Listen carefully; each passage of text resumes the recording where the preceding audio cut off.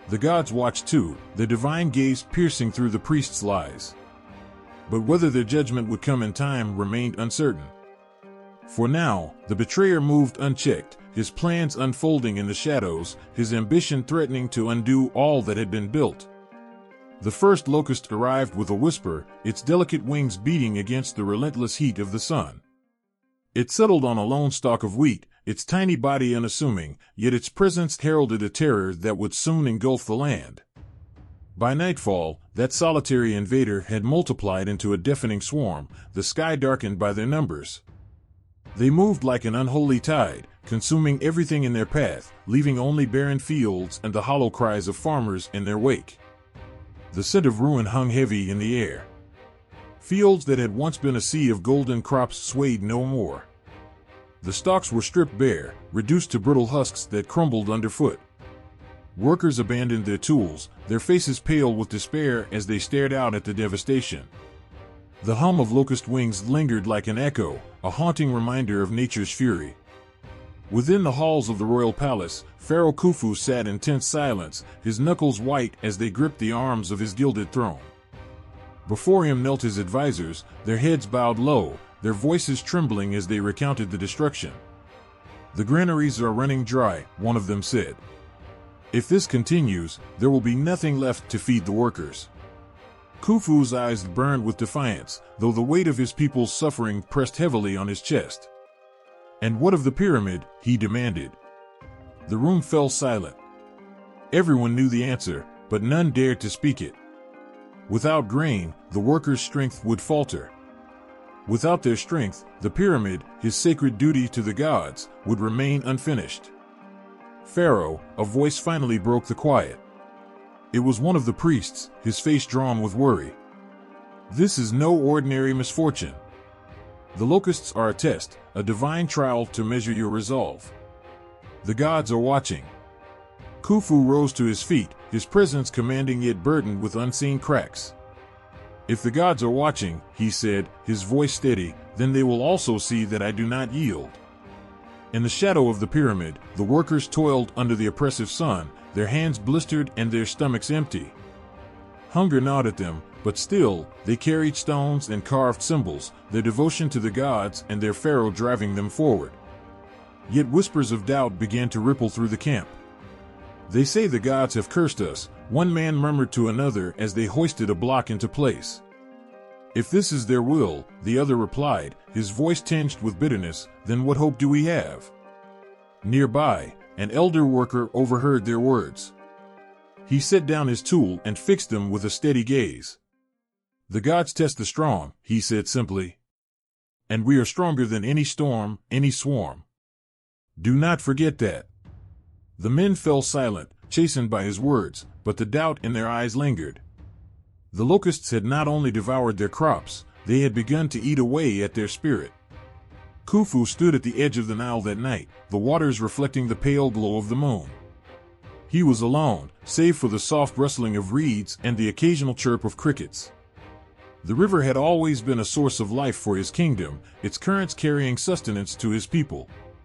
But tonight, even its waters seemed to mourn, their gentle ripples heavy with sorrow. "Great Ra," he whispered, tilting his face toward the heavens. "You who illuminate the path of kings, show me the way forward. Am I to abandon this task? To surrender to this plague and let my people starve?" The silence that followed was deafening. For the first time in his reign, Khufu felt small, as though the vastness of the universe had conspired to remind him of his mortality. His hands trembled, and for a fleeting moment, he considered the unthinkable, stopping the construction of the pyramid. But then, a faint breeze stirred the reeds, carrying with it the distant hum of a hymn. It was soft at first, barely audible, but it grew steadily, weaving its way through the night until it reached his ears. It was the workers. Despite their hunger, despite their despair, they were singing prayers to the gods, their voices rising in unison like a beacon piercing the darkness. Khufu's heart swelled. The gods were not silent, after all. They spoke through the resilience of his people, through their unwavering faith. He clenched his fists, his resolve hardening like stone. If they would not give up, neither would he.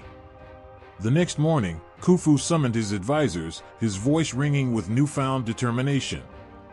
"We will ration what remains of our stores," he declared. "No one shall go without. And send word to the neighboring regions. We will trade whatever treasures we must to secure more grain." One of the advisors hesitated. "But Pharaoh, the treasury is meaningless if my people perish," Khufu interrupted. "Do as I command." The advisors exchanged uncertain glances but nodded. As they dispersed, Khufu turned to the high priest. "And you," he said, his tone firm, "gather the priests and lead the workers in prayer. Let the gods see that we do not falter." The priest bowed deeply, his expression unreadable. "It shall be done." Days turned into weeks, and the locusts showed no sign of relenting. Yet neither did the workers. They labored with a quiet ferocity, their chants and prayers filling the air as they carved and carried. The granaries grew emptier with each passing day, but Khufu's efforts to secure additional supplies bore fruit. Caravans arrived from distant lands, their sacks of grain met with cheers and tears of relief. Still, the struggle was far from over. The locusts were relentless, their swarms devouring the fresh crops as quickly as they grew. The workers began to fall ill, their bodies weakened by malnutrition and exhaustion. But even as their numbers dwindled, those who remained refused to stop. One evening, as the sun dipped below the horizon, Khufu walked among the workers, his presence a rare and humbling sight. He spoke with them, listened to their stories, and offered words of encouragement. He saw their gaunt faces, their calloused hands, and the fire in their eyes that refused to be extinguished. "You honor the gods with your strength," he told them, his voice heavy with gratitude. "And you honor me. Together, we will endure." Then, one fateful dawn, the locusts began to disappear. It was as if an unseen hand had swept them from the land, their swarms thinning until the sky was clear once more. The workers stared in disbelief, their weary faces lighting up with cautious hope. Crops began to regrow, their green shoots piercing the soil like a promise of renewal. Khufu stood at the base of the pyramid, his gaze fixed on its towering structure. Though unfinished, it stood as a testament to the unyielding spirit of his people. The gods had tested him, tested them all, and they had emerged stronger. The locusts had taken much, but they had not taken their resolve. The midday sun burned like an unforgiving flame, casting long shadows over the sprawling construction site. The air was thick with heat and dust, making every breath feel like swallowing embers. The workers, bent under the weight of massive limestone blocks, looked like they should have collapsed hours ago. Yet, they didn't stop. They moved with a rhythm that defied reason, a force that pushed them beyond human limits. It was as though something unseen coursed through their veins, lifting them when exhaustion threatened to claim their bodies. Sesha, a young laborer, struggled at first to keep pace. His hands trembled as he gripped the ropes, pulling with all his might to drag a slab up the incline. Sweat streamed down his face, stinging his eyes. His knees buckled, and for a moment he thought he would fail. But then, something happened. A strange warmth spread through his chest, not the oppressive heat of the sun, but something soothing, almost electric. His breathing steadied, his muscles surged with unexpected power, and the crushing weight on his shoulders seemed to lighten. He blinked in confusion, glancing at the men beside him. They too moved with an uncanny strength, their faces calm despite the grueling work. Above them, a soft melody seemed to hum in the air, barely audible over the clatter of tools and the distant calls of overseers. It wasn't music made by human hands, it was the echo of a divine presence. Sesha didn't understand it, but he could feel it. The strength wasn't his alone, it came from something far greater. Far above the workers, atop a hill overlooking the site, a priestess of Hathor stood in quiet prayer. Her hands were raised to the sky, her voice soft but resonant as she called upon the goddess. Hathor, the lady of joy and sustenance, was not only the protector of the people but the giver of vitality and strength. The priestess' words carried a plea, a reverent request that her goddess bless the laborers who toiled tirelessly to honor the gods. A sudden breeze swept through the site, cool and refreshing, cutting through the oppressive heat. It carried with it the faint scent of lotus blossoms and the feeling of an embrace, a mother's arms wrapping around her children. The workers paused for a moment, glancing at one another in awe. It was as if Hathor herself had whispered to them, a silent promise that they were not alone. Sesha felt a surge of energy unlike anything he had ever known. His arms, once shaky and weak, now gripped the ropes with certainty. His legs, which had threatened to give out, carried him forward with ease. He didn't question it, he only worked, his heart swelling with gratitude he couldn't fully articulate. The overseers noticed the change. They had seen laborers falter under the crushing demands of the pyramid's construction before. Men would collapse, their bodies unable to endure the relentless strain. But now, something miraculous was unfolding. The workers moved with unyielding determination, their exhaustion replaced by a boundless well of energy. It was beyond explanation. "Look at them," one overseer murmured to another, his voice filled with awe. "It's as if the goddess herself carries the stones alongside them." The other nodded, his eyes wide. "I've never seen anything like it. This must be Hathor's doing." Even the animals seemed to sense the divine presence. The oxen, yoked to heavy sledges, plodded forward with an unusual calm, their steps sure and unflinching. Birds circled overhead, their cries sharp and melodic, as if they too sang in praise of the goddess. As the sun dipped lower in the sky, casting golden hues over the sight, the workers showed no signs of slowing. Their songs rose in unison, voices carrying across the sands. The hymns were simple but powerful, each word a testament to their faith and gratitude. "Great Hathor, Mother of Strength. In your light, we find our breath. Through your grace, our burdens fade. With your power, this stone is laid." The priestess on the hill smiled as she heard their voices. The blessing had taken hold. Hathor's gift was not just one of physical endurance, it was a reminder that the workers' efforts were sacred, their toil a divine offering. Among the workers, an elder named Ammonius stopped to place a hand on Sesha's shoulder. "Do you feel it, boy?" he asked, his voice deep and steady. Sesha nodded, unable to find the words to describe the sensation. Ammonius' withered face broke into a rare smile. "That's Hathor's blessing. She gives us the strength of 10 men, not just to build, but to endure. Remember that, lad. We are part of something greater than ourselves." As the evening approached and the first stars began to appear in the indigo sky, the workers finally paused to rest. They gathered around fires, sharing what little food they had. Their laughter echoed across the sands, a stark contrast to the despair that had lingered only days before. Sesha sat among them, his body aching but his spirit soaring. He looked at the pyramid, its towering silhouette against the darkening sky, and felt a deep sense of purpose. The task was monumental, almost impossible, but with Hathor's blessing, he knew they would succeed. The priestess descended from the hill, her presence commanding yet gentle. She moved among the workers, offering words of encouragement and blessings. When she reached Sesha, she placed a hand on his forehead. "You carry her strength well," she said softly. "Remember, it is not just for your body but for your heart. Stay true to your purpose, and you will not falter." Sesha met her gaze, his eyes shining with determination. "I will," he promised. The fires burned low as the workers settled in for the night, their bodies weary but their hearts light. Overhead, the stars seemed to shine brighter, as if the heavens themselves acknowledged their efforts. The pyramid stood as a silent witness, its stones imbued with the prayers, songs, and strength of those who built it. And somewhere in the unseen realm, Hathor watched with a mother's pride, her divine presence woven into every block, every step, every breath. The sound of hammering echoed across the construction site, each strike a rhythm that reverberated through the dust-choked air. The workers, their muscles aching under the heat of the sun, moved as one, their movements synchronized like a single pulse.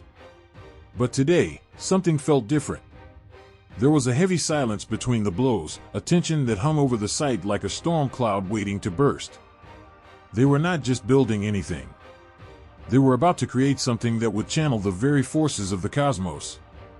The giant obelisk rose from the ground, its jagged edges cutting through the sky as though it was reaching for the stars.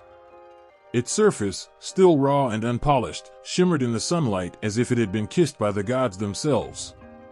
The stone was carved with intricate symbols, lines that pulsed with an energy that no one could fully comprehend. Every chisel strike, every careful measurement, seemed to carry a weight far heavier than just labor. The obelisk was not simply a monument, it was a conduit, a vessel for something greater, something that would shape the future of the pyramid. At the center of it all stood Hamu, the chief architect. His hands, calloused from years of building, held the sacred blueprint. His eyes, usually filled with pride, were now clouded with something darker, a quiet fear, perhaps, or awe. He had seen many structures rise, but never one like this. The obelisk was to channel cosmic energy, and that power would flow into the pyramid, strengthening its foundations in ways no mortal could imagine. The gods themselves had spoken of it, and though Hamu had never been one to take such things lightly, there was an unmistakable weight to the air, a hum that seemed to echo within his very bones. He stood at the base of the obelisk, looking up at the towering stone. His breath was shallow, his heart racing. It wasn't just the size of it that was overwhelming, though it was vast, far taller than any other monument ever built. It was what the obelisk represented. The energy it was about to channel would change everything. It would empower the pyramid, not just as a structure, but as a force, an anchor to the stars themselves. "Is it ready?" a voice interrupted his thoughts, pulling him back to the present. Hamu turned to see the high priestess standing beside him. Her robes fluttered in the breeze, and her face was calm, serene, as though the enormity of the task at hand was a mere trifle. In her hands, she held an ancient artifact, a polished stone carved with symbols that had not been spoken aloud for generations. "Yes," Hamu said, his voice unsteady, "but there is something different about it. The stone feels as though it's alive. Every strike I make, it responds." The priestess studied the obelisk with a look of quiet understanding. "It is alive," she said softly. "Not in the way we think of life, but in a way that transcends our understanding. This stone is a channel for the cosmic forces. It feels the energy already, and soon, it will channel the power of the stars into the pyramid. It is the heart of the pyramid's power." The workers around them moved quickly, placing massive blocks of stone, working in unison to create the base for the obelisk. There was an energy in their movements, too, something that drove them forward, pushing their bodies beyond exhaustion. They knew, in their hearts, that they were building something that would endure for eternity. The obelisk wasn't just a symbol of power, it was the gateway to the divine. As the sun dipped lower in the sky, casting long shadows across the site, the obelisk grew taller, its form more defined. The sound of chisels and hammers became a steady rhythm, a pulse that seemed to beat in time with the very earth itself. With each strike, the obelisk grew stronger. The workers, though weary, moved with a renewed sense of purpose. They knew they were not just carving stone. They were carving their place in the heavens. Finally, after days of tireless work, the obelisk stood complete. The last piece of stone was placed at its peak, and for a moment, everything was still. The air, thick with dust and sweat, seemed to hold its breath. The obelisk stood like a beacon, reaching toward the sky, the stars above seemingly drawing nearer. Hamu stepped forward, placing his hand on the cold surface of the stone. He could feel it then, an energy that surged through him, making his skin tingle and his heart race. The priestess stepped forward, her voice low and steady as she recited the ancient prayers, invoking the gods to bless the obelisk and activate its power. The air seemed to shimmer, and Hamu's heart pounded in his chest as the first signs of a cosmic force began to gather. The stone hummed with a resonance that vibrated through the ground, through the air, through every fiber of his being. It was as though the heavens themselves had opened, and the energy of the stars poured down like a torrent, gathering around the obelisk and flowing into the pyramid. The sky darkened, the first stars appearing like distant jewels in the firmament. A soft wind began to blow, carrying with it a whisper, a sound that was not heard by the ears, but felt deep within the soul. It was the sound of the cosmos aligning, of celestial forces converging, as the energy of the obelisk began to pulse and flow. The stones of the pyramid began to glow faintly, their edges shimmering as though touched by the divine. Hamu's breath caught in his throat as he watched the power of the obelisk channel into the pyramid. It was a sight that filled him with awe, fear, and wonder all at once. The energy was not just the force of the stars, it was the will of the gods themselves, a power that was both beautiful and terrifying in its vastness. As the power of the obelisk surged, the workers stopped their tasks, their eyes drawn upward, their faces illuminated by the soft, celestial glow. They watched in silence, feeling the energy course through the air, their hearts swelling with a reverence they couldn't explain. This was the moment they had worked for, the moment they had given their sweat and blood to achieve. The obelisk stood tall, its purpose fulfilled, as the pyramid, now alive with cosmic power, rose proudly before them. The work was far from over, but the foundation had been laid. And as Hamu looked up at the towering stone, he knew that the power they had unlocked would carry them beyond the limits of their imagination. This was more than just a monument. It was a connection between the earth and the heavens, a bridge that would carry them into eternity. The sun had barely risen, casting its first golden rays over the construction site when Hamu noticed it. The stone was gone. The keystone, the last piece, the final block needed to seal the heart of the pyramid, had vanished without a trace. It was a stone like no other, intricately carved with symbols that hummed with the energy of the gods, crafted to hold the pyramid's sacred energy in place. Its loss, especially at such a critical stage, could unravel everything they had worked for. At first, Hamu thought it was a mistake.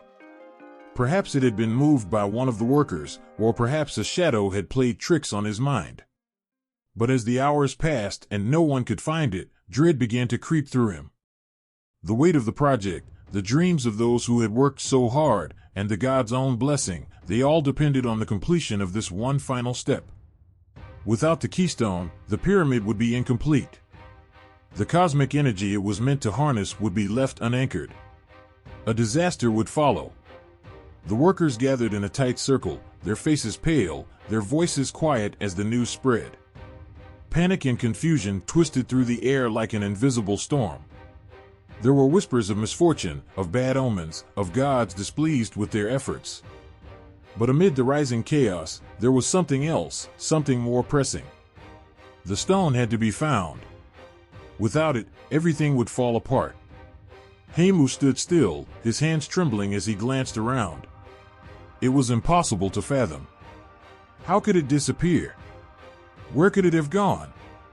A voice broke through his thoughts. The High Priestess. Her calm presence was a stark contrast to the panic surrounding them. She had been watching the events unfold from a distance, her robes flowing around her like the wind itself. "This is no accident," she said softly. "The stone has been taken." Hamu's heart skipped a beat. Taken? By whom? She did not answer immediately, but her gaze was fixed on the horizon, where the desert stretched endlessly, the sand whipping up into a frenzy with the shifting winds. "There are forces beyond our control," she murmured. "Dark forces. Forces that seek to disrupt the work of the gods." Her words hung in the air, heavy with a meaning Hamu couldn't fully grasp.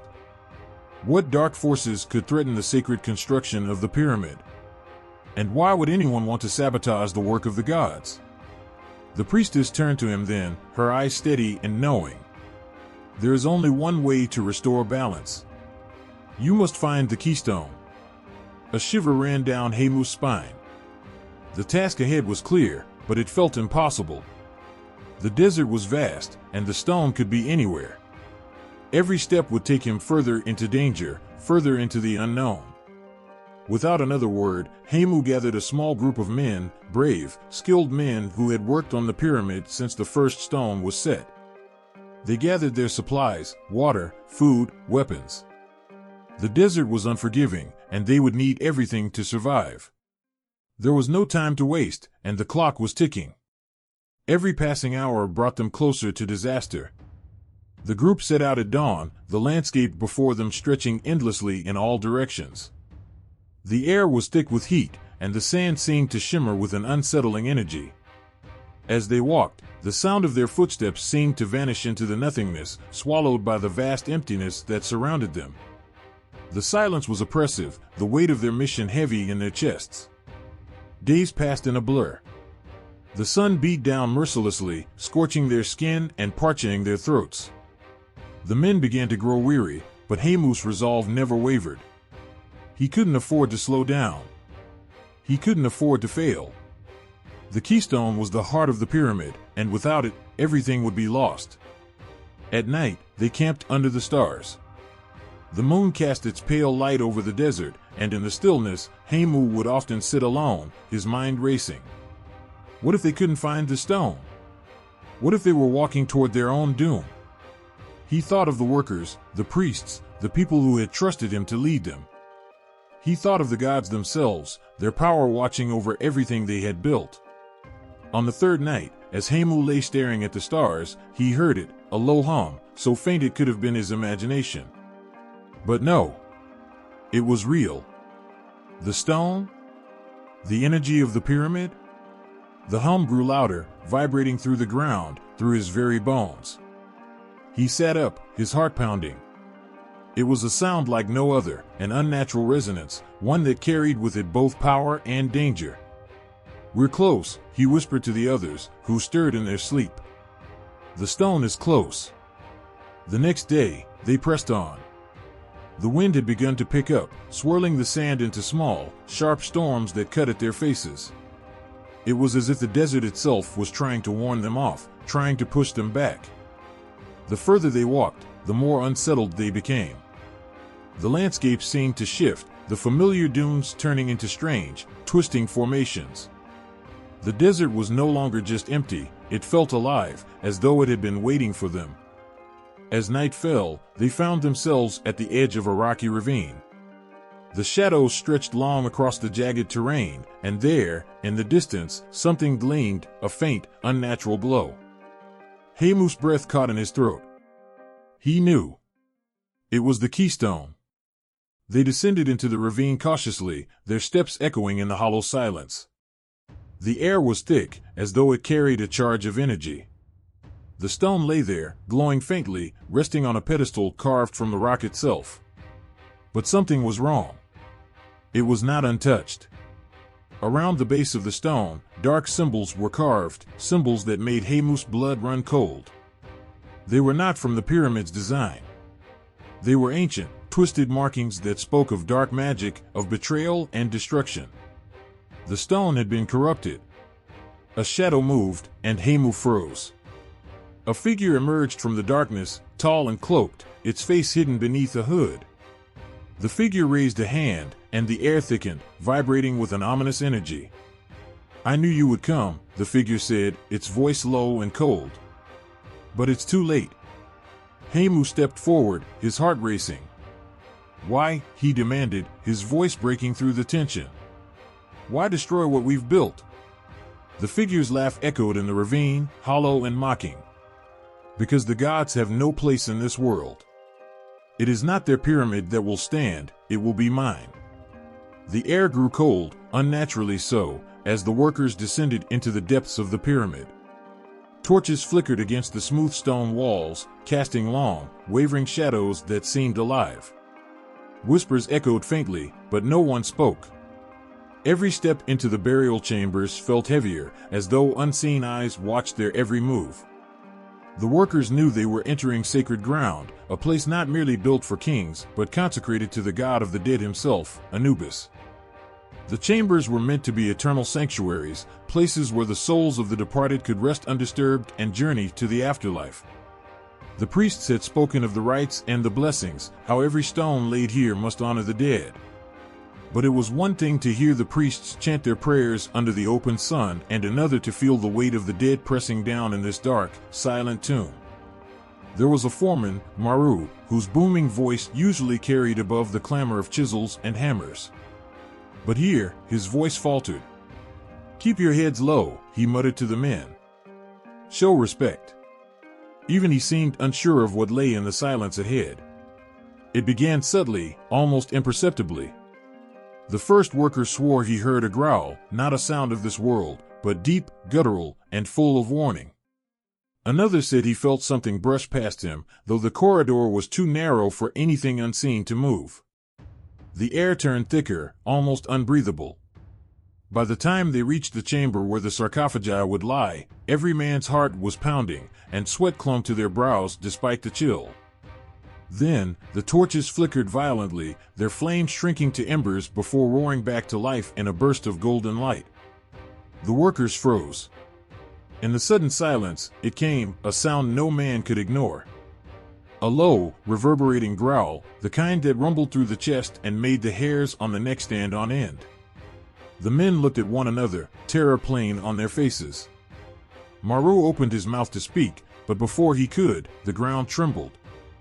Dust rained down from the ceiling, and a single crack ran along the wall as if unseen hands had traced it. The torches sputtered again, and this time, the shadows on the wall seemed to move with purpose. The growl deepened into a voice, guttural and commanding, filling the chamber. "Who dares disturb the sanctity of the dead?" The workers dropped their tools, some falling to their knees. The voice was not human. It was ancient, filled with power and anger. The shadows on the wall began to take form, swirling into the unmistakable shape of a jackal-headed figure, its towering presence making the air hum with energy. "Anubis," Maru whispered, his voice barely audible. The name sent a shiver through the men. This was no vision, no illusion brought by fear or fatigue. The god of the dead had come, and his wrath was palpable. "You build these chambers," Anubis thundered, "but you mock the dead with your carelessness." His glowing eyes scanned the room, piercing through each man as though he could see their very souls. "You disturb what must remain sacred. This is not your domain, it belongs to those who have crossed into the Duat." Maru stepped forward, his legs trembling but his resolve firm. "Great Anubis," he began, bowing low. "We mean no disrespect. We build these chambers to honor the dead, to ensure their passage is smooth." "Honor?" Anubis's voice was a whip of scorn. "You carve their resting places as if it were any other stone. You forget the rites. You forget the prayers. You think your mortal hands can shape eternity without first showing reverence?" The workers exchanged fearful glances. They had been pushed to meet impossible deadlines, and in their haste, the rituals had been neglected. Some of the burial chambers had been sealed without the blessings, the sacred hieroglyphs left incomplete. Now, it was clear the gods had noticed. "Do you know what happens when the dead are disrespected?" Anubis continued, his voice echoing like thunder. "Their spirits cannot rest. They linger, trapped between worlds, their anguish feeding the darkness. Do you wish to bring ruin upon this land? Do you wish to anger the gods further?" "No!" Maru cried out, dropping to his knees. "We will make it right. Tell us what must be done." For a moment, there was silence. The figure of Anubis loomed over them, his jackal features unreadable. Then, he spoke, his tone cold and unyielding. "You will cleanse this chamber. You will sanctify every stone, every carving, every corner with the rites I demand. The prayers will be spoken. The offerings made. And until this is done, no man shall leave this place." The torches flared brighter, and for a moment, Anubis's form solidified. He raised his staff, and the workers felt a wave of energy wash over them. It was not pain, but a weight, an unshakable sense of responsibility. They had been marked, bound to this task by the god himself. As suddenly as he had appeared, Anubis was gone. The chamber was silent once more, but the air was thick with his presence. The men sat in stunned silence, their hands trembling. No one dared to speak until Maru stood, his voice steady despite the fear in his eyes. "You heard him," he said. "We have work to do." The days that followed were unlike any the workers had known. Each morning, the priests descended into the chambers to lead the rituals, their chants echoing through the stone corridors. The workers followed every instruction with painstaking care, carving the sacred symbols with reverence, their every movement a prayer in itself. Offerings were brought, alabaster jars filled with sacred oils, woven baskets of fruit, and finely ground incense that filled the air with its sweet, otherworldly aroma. They worked through the nights, the light of the torches casting long, flickering shadows as the hieroglyphs were completed. Every stone was touched with care, every corner blessed with the prayers of the priests. But it was not just the work that changed. The workers themselves felt different. There was a gravity to their task now, a weight that pressed down on them but also gave them purpose. They no longer thought of the burial chambers as just another part of the pyramid. They understood, deeply and profoundly, that they were shaping a bridge between worlds, a place where the living and the dead would forever be connected. When the last carving was made, the final blessing spoken, the air in the chamber seemed to shift. It grew lighter, almost warm. The workers felt it, a sense of peace, of balance restored. The shadows on the walls no longer moved, and the growls that had haunted them were gone. The chambers were silent, but it was a silence filled with calm rather than dread. As the workers ascended to the surface, the sun greeted them with its golden light, warming their faces and drying the sweat on their brows. Maru looked back at the pyramid, its towering form reaching toward the heavens. He thought of the chambers below, now blessed and sanctified, and of the God who had demanded their respect. Anubis had tested them, reminded them of the sanctity of their work. And they had answered. The air crackled with an electric tension as the horizon began to darken. It wasn't the usual descent of nightfall, with its gradual softening of the sky. No, this was sharp, sudden, as though an unseen force had pulled a curtain across the heavens. Workers paused mid-task, craning their necks to look up at the ominous sky. Even the most skeptical among them felt an unspoken dread creeping into their hearts. The priests had warned of this night for months. The stars had whispered their secrets to those who knew how to listen, and the moon had offered its silent warning. A lunar eclipse, they had said, would soon grace the skies, a celestial event so rare and potent that it could either confirm the pyramid's divine alignment or reveal a catastrophic flaw. Khufu stood at the pyramid's base, his silhouette sharp against the waning light. His advisors murmured anxiously around him, their voices a mix of reverence and fear. The prophecy tied to this night was clear. If the pyramid stood aligned with the heavens as decreed by the gods, the moon's shadow would pass perfectly across its apex, casting a fleeting glow upon its capstone. But should the alignment falter, chaos would follow, an omen that the gods disapproved of their mortal endeavors. The first sliver of shadow crept across the moon, and the crowd below fell silent. It was as though the entire earth held its breath, waiting. The pyramid, towering and stoic, stood like a sentinel under the darkening sky.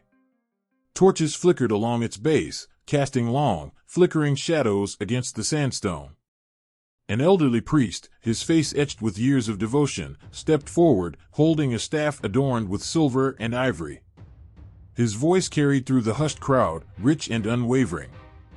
The gods test us tonight. They demand precision, balance, and harmony. Let us pray that our hands have not betrayed their will. The prayers began, low and rhythmic, blending with the rising wind. Yet not even the chanting could quiet the unease that gnawed at every heart. The shadow grew, inch by inch, until the moon hung in the sky, a crimson orb dripping with foreboding. In the silence that followed, a sudden gust of wind roared through the desert, tearing through the torches and plunging parts of the pyramid into darkness. Women shrieked and children clung to their mothers. Khufu clenched his fists, his knuckles white. The wind seemed alive, like a breath from the heavens, sweeping over the stones to test their strength. A young astronomer stood at the pyramid's summit, his small figure barely visible against the sky. His task was as monumental as the pyramid itself, to watch the moon, measure its path, and confirm the sacred alignment. He knelt, his instruments trembling in his hands as the heavens shifted. His breath came in shallow gasps, not from the climb, but from the weight of responsibility crushing his chest. A single misstep in calculation could doom them all. The final moment arrived. The moon, now wholly consumed by shadow, cast a faint, eerie glow across the desert. The air grew still, unbearably so, as if even the wind dared not interfere. Every eye was fixed on the pyramid's apex, waiting to see if the gods would bless their work or curse their arrogance. Then it happened. A thin, ethereal beam of light broke through the shadowed sky. It was faint at first, almost imperceptible, but it grew stronger, sharper, cutting through the darkness like a blade. The light raced across the pyramid's smooth surface, climbing higher and higher until it struck the capstone with a brilliance that stole the breath from every chest. The capstone, adorned with electrum, caught the light and refracted it, sending shimmering rays dancing across the desert sands. For a moment, time seemed to freeze. The pyramid stood illuminated, not by mortal hands, but by the heavens themselves. Gasps rippled through the crowd, followed by cheers and cries of relief. The priests fell to their knees, their chants now filled with gratitude rather than fear.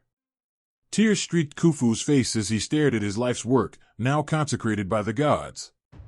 But the moment of triumph was short-lived.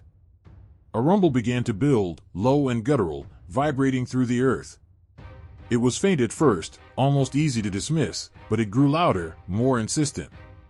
The crowd's cheers faltered, replaced by panicked whispers. The ground beneath their feet trembled, sending ripples through the sand. The light around the pyramid began to flicker, as though struggling against an unseen force. The crimson moon above pulsed, its glow deepening into a shade so dark it seemed to bleed into the night. The priests exchanged frantic glances, their chants faltering as they scrambled for answers. A figure emerged from the crowd, a woman draped in deep indigo robes, her face hidden beneath a veil. She carried herself with a calm that defied the chaos around her. When she spoke, her voice was clear and commanding. "The gods are not finished with their test." Khufu turned to her, his voice sharp with desperation. "What do you mean?" "We have proven ourselves." The woman pointed to the pyramid, her hand steady. The light falters because doubt lingers. There is a flaw hidden within the stones, a weakness that must be found and corrected before the gods withdraw their blessing. The crowd erupted into frantic murmurs, their relief giving way to fear. Workers rushed to inspect the pyramid, their hands running along the smooth surfaces for cracks or imperfections. The astronomer at the summit called down measurements, his voice cracking with urgency. Priests pored over their scrolls, searching for missed rites or forgotten offerings. The wind returned, colder and fiercer than before. It howled around the pyramid, tearing at the robes of those who dared climb its heights. The torches sputtered, some extinguishing altogether, plunging parts of the scene into darkness. The air smelled of burning, though no fire could be seen.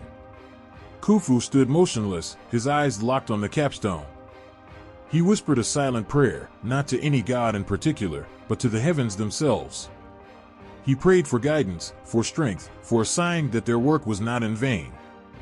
And then, just as the tension reached its breaking point, a single stone dislodged from the pyramid's side. It fell with a heavy thud, sending a cloud of dust into the air. Workers rushed to the site, their hands trembling as they inspected the gap. The woman in indigo approached, her steps deliberate. She placed her hand on the exposed stone, closing her eyes as though listening to the whispers of the earth. When she opened them, they glowed faintly, a reflection of the moon's eerie light. "This was the flaw," she said softly. "The gods demand perfection, not haste. Replace this stone, and the light will return." The workers obeyed, lifting a new, polished stone into place. They worked with a precision born of fear and reverence, their every movement deliberate.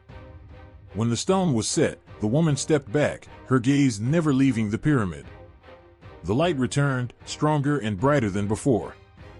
It enveloped the pyramid in a golden glow, banishing the crimson shadows and silencing the howling wind. The earth stilled, and the moon above seemed to soften, its once menacing glow now calm and serene. The crowd erupted into cheers once more, their voices echoing across the desert. Khufu fell to his knees, his body racked with relief. The pyramid stood as it always had, but tonight, it was more than stone and labor. It was a testament, a bridge between mortal effort and divine will. The air smelled of rain before the first drop fell. Not the refreshing drizzle that brings relief, but the heavy, foreboding scent that carries the weight of a storm. Workers paused, tools in hand, and turned their faces toward the darkening sky. It was rare for rain to visit this desert land, and when it did, it brought either blessings or ruin. Khufu stood at the edge of the Great Nile, its waters calm for now, yet his heart churned like a tempest. The pyramid, his life's purpose, loomed in the distance, its sharp edges stark against the horizon. But here, at the river's edge, his gaze was fixed on the rising waterline. Priests had whispered warnings for weeks, signs in the stars, readings in the entrails of sacrificial bulls. The Nile was restless, they said, angry. The gods were testing their hubris. The rains came suddenly, sharp needles of water piercing the earth. It was not a gradual build but a violent unleashing. The river responded in kind, its surface rippling with hunger as the skies emptied their burden into its veins. What had been a steady flow became a roar, the water's edge creeping closer to the pyramid's foundation. Workers shouted warnings, their voices drowned by the storm. By nightfall, the Nile was no longer a river but a beast, wild and unrelenting. Waves lashed against the earthworks protecting the pyramid, spraying foam high into the air. Trenches dug to redirect the flood overflowed within hours, their banks collapsing under the weight of the surge. What had been dry ground turned to mud, thick and treacherous, swallowing carts and tools whole. A cry went up from the workers' camp. The floodwaters had reached the first line of stones. Men scrambled to lay sandbags, their hands raw and bleeding as they worked against the unyielding current. The younger ones faltered, slipping in the mud, but the elders pressed on, their faces grim with determination. This was more than a storm. This was war. Khufu's advisors begged him to retreat, to abandon the pyramid until the Nile calmed. But Khufu refused. His voice, though hoarse from shouting orders, carried the weight of command. The gods demand resilience, he said, his words cutting through the chaos like a blade. We will not abandon this sacred task. Not now. Not ever. The storm grew worse, the wind howling as though the heavens themselves raged against the earth.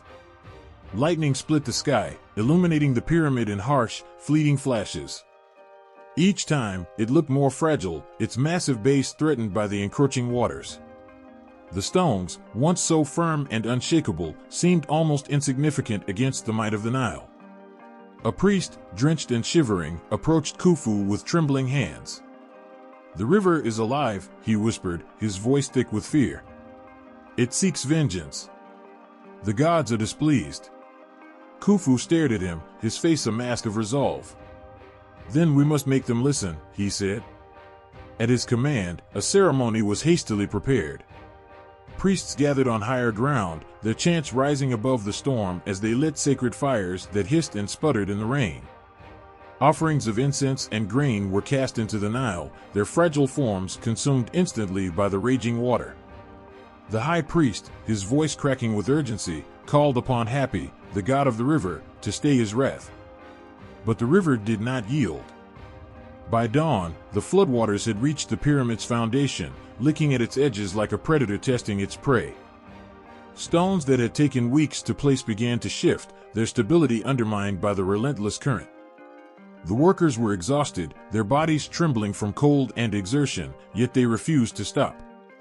They worked in silence now, their faces etched with a grim determination. It was then that Khufu himself descended into the floodwaters. His advisors tried to stop him, their pleas falling on deaf ears as he waded into the icy depths. The water rose to his knees, then his waist, but he pressed on, his steps sure even as the current fought to drag him down. He knelt at the pyramid's base, his hands resting on the wet stone. His voice, when he spoke, was not the voice of a king but of a man pleading with forces far greater than himself. "Happy," he said, his words barely audible over the roar of the flood. "This pyramid is not for me. It is for the gods. If we have angered you, show me how to atone. But do not take this from us. Do not take this from them." For a moment, it seemed as though the river paused, its current slowing just enough for the torches on the banks to steady their flames. Khufu's men watched in awe, their breaths caught in their throats.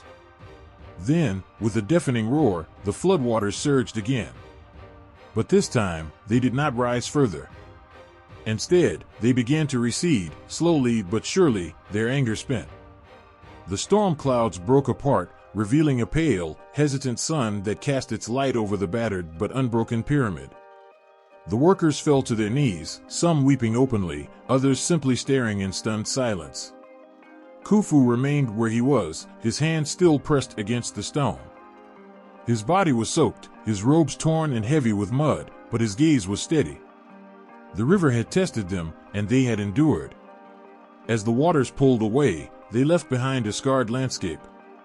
The trenches were destroyed, the earth gouged and torn, but the pyramid stood. Its foundation, though shaken, remained intact. Khufu rose to his feet, his movements slow but deliberate, and turned to face his people. "You have given your blood, your strength, your spirit," he said, his voice carrying across the still damp air. "And the gods have seen your devotion. This is not the end. It is the beginning." The workers cheered, their voices hoarse but filled with renewed resolve. They knew the Nile would rise again, that the gods' tests were far from over. But for now, they had won. For now, the pyramid stood, a testament to their will and their unity. As the sun climbed higher, drying the soaked earth, the workers returned to their tasks. They knew that the pyramid's foundation was more than stone and mortar. It was the strength of their hands, the weight of their sacrifices, and the unyielding spirit of a people who refused to be broken, even by the mighty Nile itself. The sun hung low in the sky, casting a golden light over the half-built pyramid. It should have been a moment of triumph, a symbol of progress and purpose, but the air was heavy with tension. On the wide expanse of sand, the workers stood apart from the priests, and the priests from the nobles. Words had been exchanged, sharp ones, cutting like blades. Accusations lingered in the air like the remnants of a storm. The pyramid project, once a shared vision, was fracturing under the weight of pride and mistrust. The workers resented the priests, who called for more rituals when what they needed were stronger tools. The priests, in turn, blamed the nobles, accusing them of hoarding resources meant for the divine structure. And the nobles, perched on their wealth, dismissed both groups, claiming their contributions were irreplaceable. It was the silence that struck the hardest. Where once the site had echoed with the rhythmic pounding of chisels and the grunts of men hauling stone, now there was only quiet, a dangerous, bitter quiet. Khufu stood at the base of the pyramid, his eyes scanning the divided groups. He could feel the weight of the discord pressing against his chest. This was not how the pyramid would be built. Not like this. A shout broke the stillness.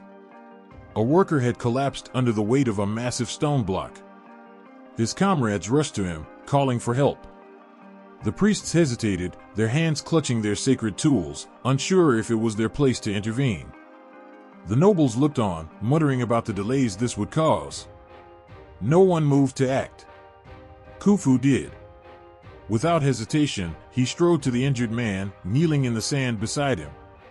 His tunic, pristine and royal, was quickly stained with dirt and sweat as he helped lift the worker's arm.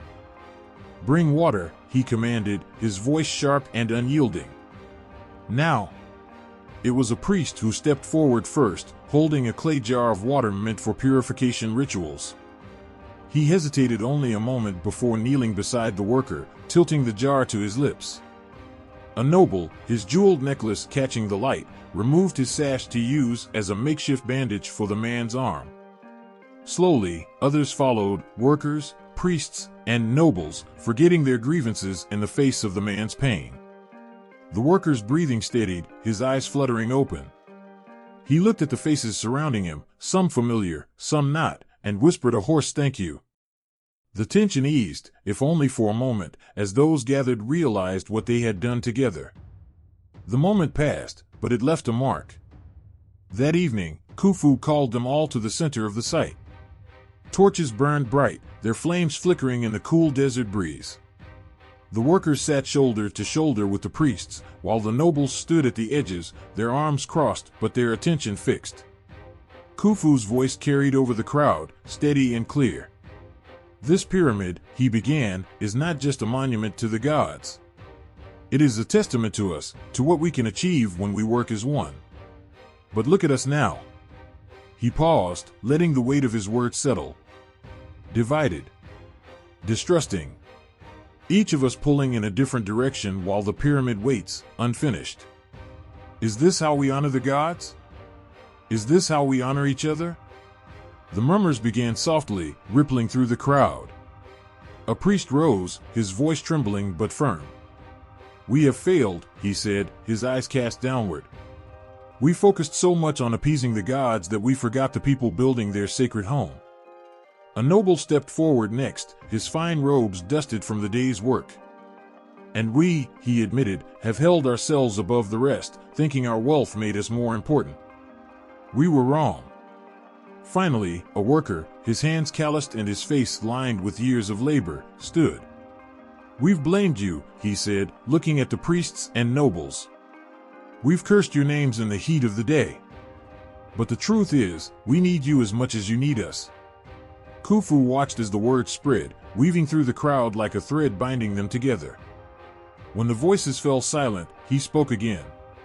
"If this pyramid is to stand for eternity, it must be built not just with stone, but with unity. Let us start again, not as workers or priests or nobles, but as one people." The next day, the site was transformed. Where there had been suspicion and scorn, there was now cooperation. Priests stood alongside workers, their robes tucked up as they helped lift stone blocks. Nobles traded their fine sandals for sturdy ones, carrying water to those who labored under the sun. Workers taught priests the art of carving stone, their rough hands guiding softer ones with patience and care. Arguments still flared, as they always would when people of different walks of life came together. But they were short-lived, replaced by laughter and the shared satisfaction of progress. A priest, his hands blistered from handling ropes, laughed with a worker who joked that the gods would bless him with tougher skin. A noble, unused to the weight of a chisel, marveled at the skill of a carver who shaped stone as if it were clay. The pyramid rose faster now, each block laid with a sense of purpose and pride. The foundation, once threatened by the Nile's floods and the people's discord, grew stronger with every passing day. The workers sang as they hauled stone, their voices lifting in melodies that spoke of hope and perseverance. The priests added their chants, their sacred hymns blending with the workers' songs in a harmony that filled the air. Khufu walked among them, his presence no longer that of a distant ruler, but of a leader who stood with his people. He listened to their concerns, praised their efforts, and, when necessary, reminded them of their shared goal. One evening, as the sun dipped below the horizon, painting the sky in hues of orange and gold, the workers, priests, and nobles gathered once more. They looked at the pyramid, its gleaming sides catching the last light of the day. It was far from finished, but it stood taller than it ever had before, a symbol not just of their labor, but of their unity. In that moment, they were not divided by rank or duty. They were simply people, bound by a common purpose and the knowledge that they could achieve the impossible when they stood together. The air was filled with a quiet, profound pride, a feeling that no storm, no betrayal, no flood could ever wash away. The golden capstone shimmered under the desert sun, resting on a platform near the base of the pyramid. It was unlike any other stone that had been lifted during the construction, its surface gleamed, polished to perfection, reflecting the light as though it were born of the heavens themselves. Around it, the workers, priests, and nobles gathered, their faces filled with awe and reverence. This was no ordinary piece of the puzzle. This was the final touch, the crowning glory of the pyramid. It held a power that none dared to speak of but all felt in their bones. Khufu stood at the edge of the platform, his hand raised to shield his eyes from the sun. The capstone seemed alive, pulsing with a quiet, commanding energy. The high priest approached him, his robes trailing in the sand, holding a staff adorned with the symbol of Ra. "The blessing of Ra must be earned," the priest said, his voice heavy with the weight of the ritual to come. "If we fail to honor him, the pyramid will remain incomplete, and his wrath may fall upon us." The words sent a ripple through the crowd. Murmurs rose like the wind before a storm. Failure was not an option, they had come too far. But Ra, the sun god, was known for his fiery will. His blessings were not given freely, they had to be summoned, proven worthy. The pyramid's entire purpose rested on this moment. As the sun climbed higher, the ritual began. Priests surrounded the capstone, their voices rising in sacred hymns that had been passed down for generations. The melodies wove through the air, a haunting blend of devotion and desperation. Workers watched in silence, their hands clasped in prayer. The nobles, for once, stood without complaint, their usual pride replaced by a shared hope that this final act would succeed. A shadow passed over the pyramid, startling everyone. Heads tilted skyward to see a cloud drifting across the sun, a rare sight in the arid lands. The high priest raised his staff, his voice booming over the chants. "Ra, hear us. Accept this offering, and let your light guide the way for eternity." The cloud lingered, casting a cool, eerie shade over the golden capstone. Then, as if in answer, the wind began to stir. It wasn't harsh or violent, but steady and deliberate, like the breath of something ancient and immense. The hymns grew louder, the priests' voices straining as they poured their souls into the ritual. The workers began to feel it first, a warmth that spread from the soles of their feet to their fingertips, as though the earth itself were humming beneath them. The nobles whispered among themselves, their usual composure breaking as the air grew thick with something unexplainable. Even Khufu, who had witnessed countless rituals, felt his heart race as the golden capstone seemed to glow brighter, its surface radiating a light that was no longer just a reflection of the sun. The high priest lowered his staff, signaling the next stage. Workers moved forward, hoisting the capstone onto a series of ropes and pulleys that had been carefully prepared for this moment. Each step was painstakingly slow, every hand trembling as they guided the sacred stone toward its final place at the pinnacle of the pyramid. The air crackled with tension. Would Ra accept it? Would his blessing come? As the capstone ascended, the sun emerged fully from behind the cloud, its rays striking the golden surface with a brilliance that made many shield their eyes. The light seemed to bend and dance, forming patterns that no human hand could create. Gasps echoed through the crowd. The pyramid, for the first time, felt complete, not just in structure but in purpose.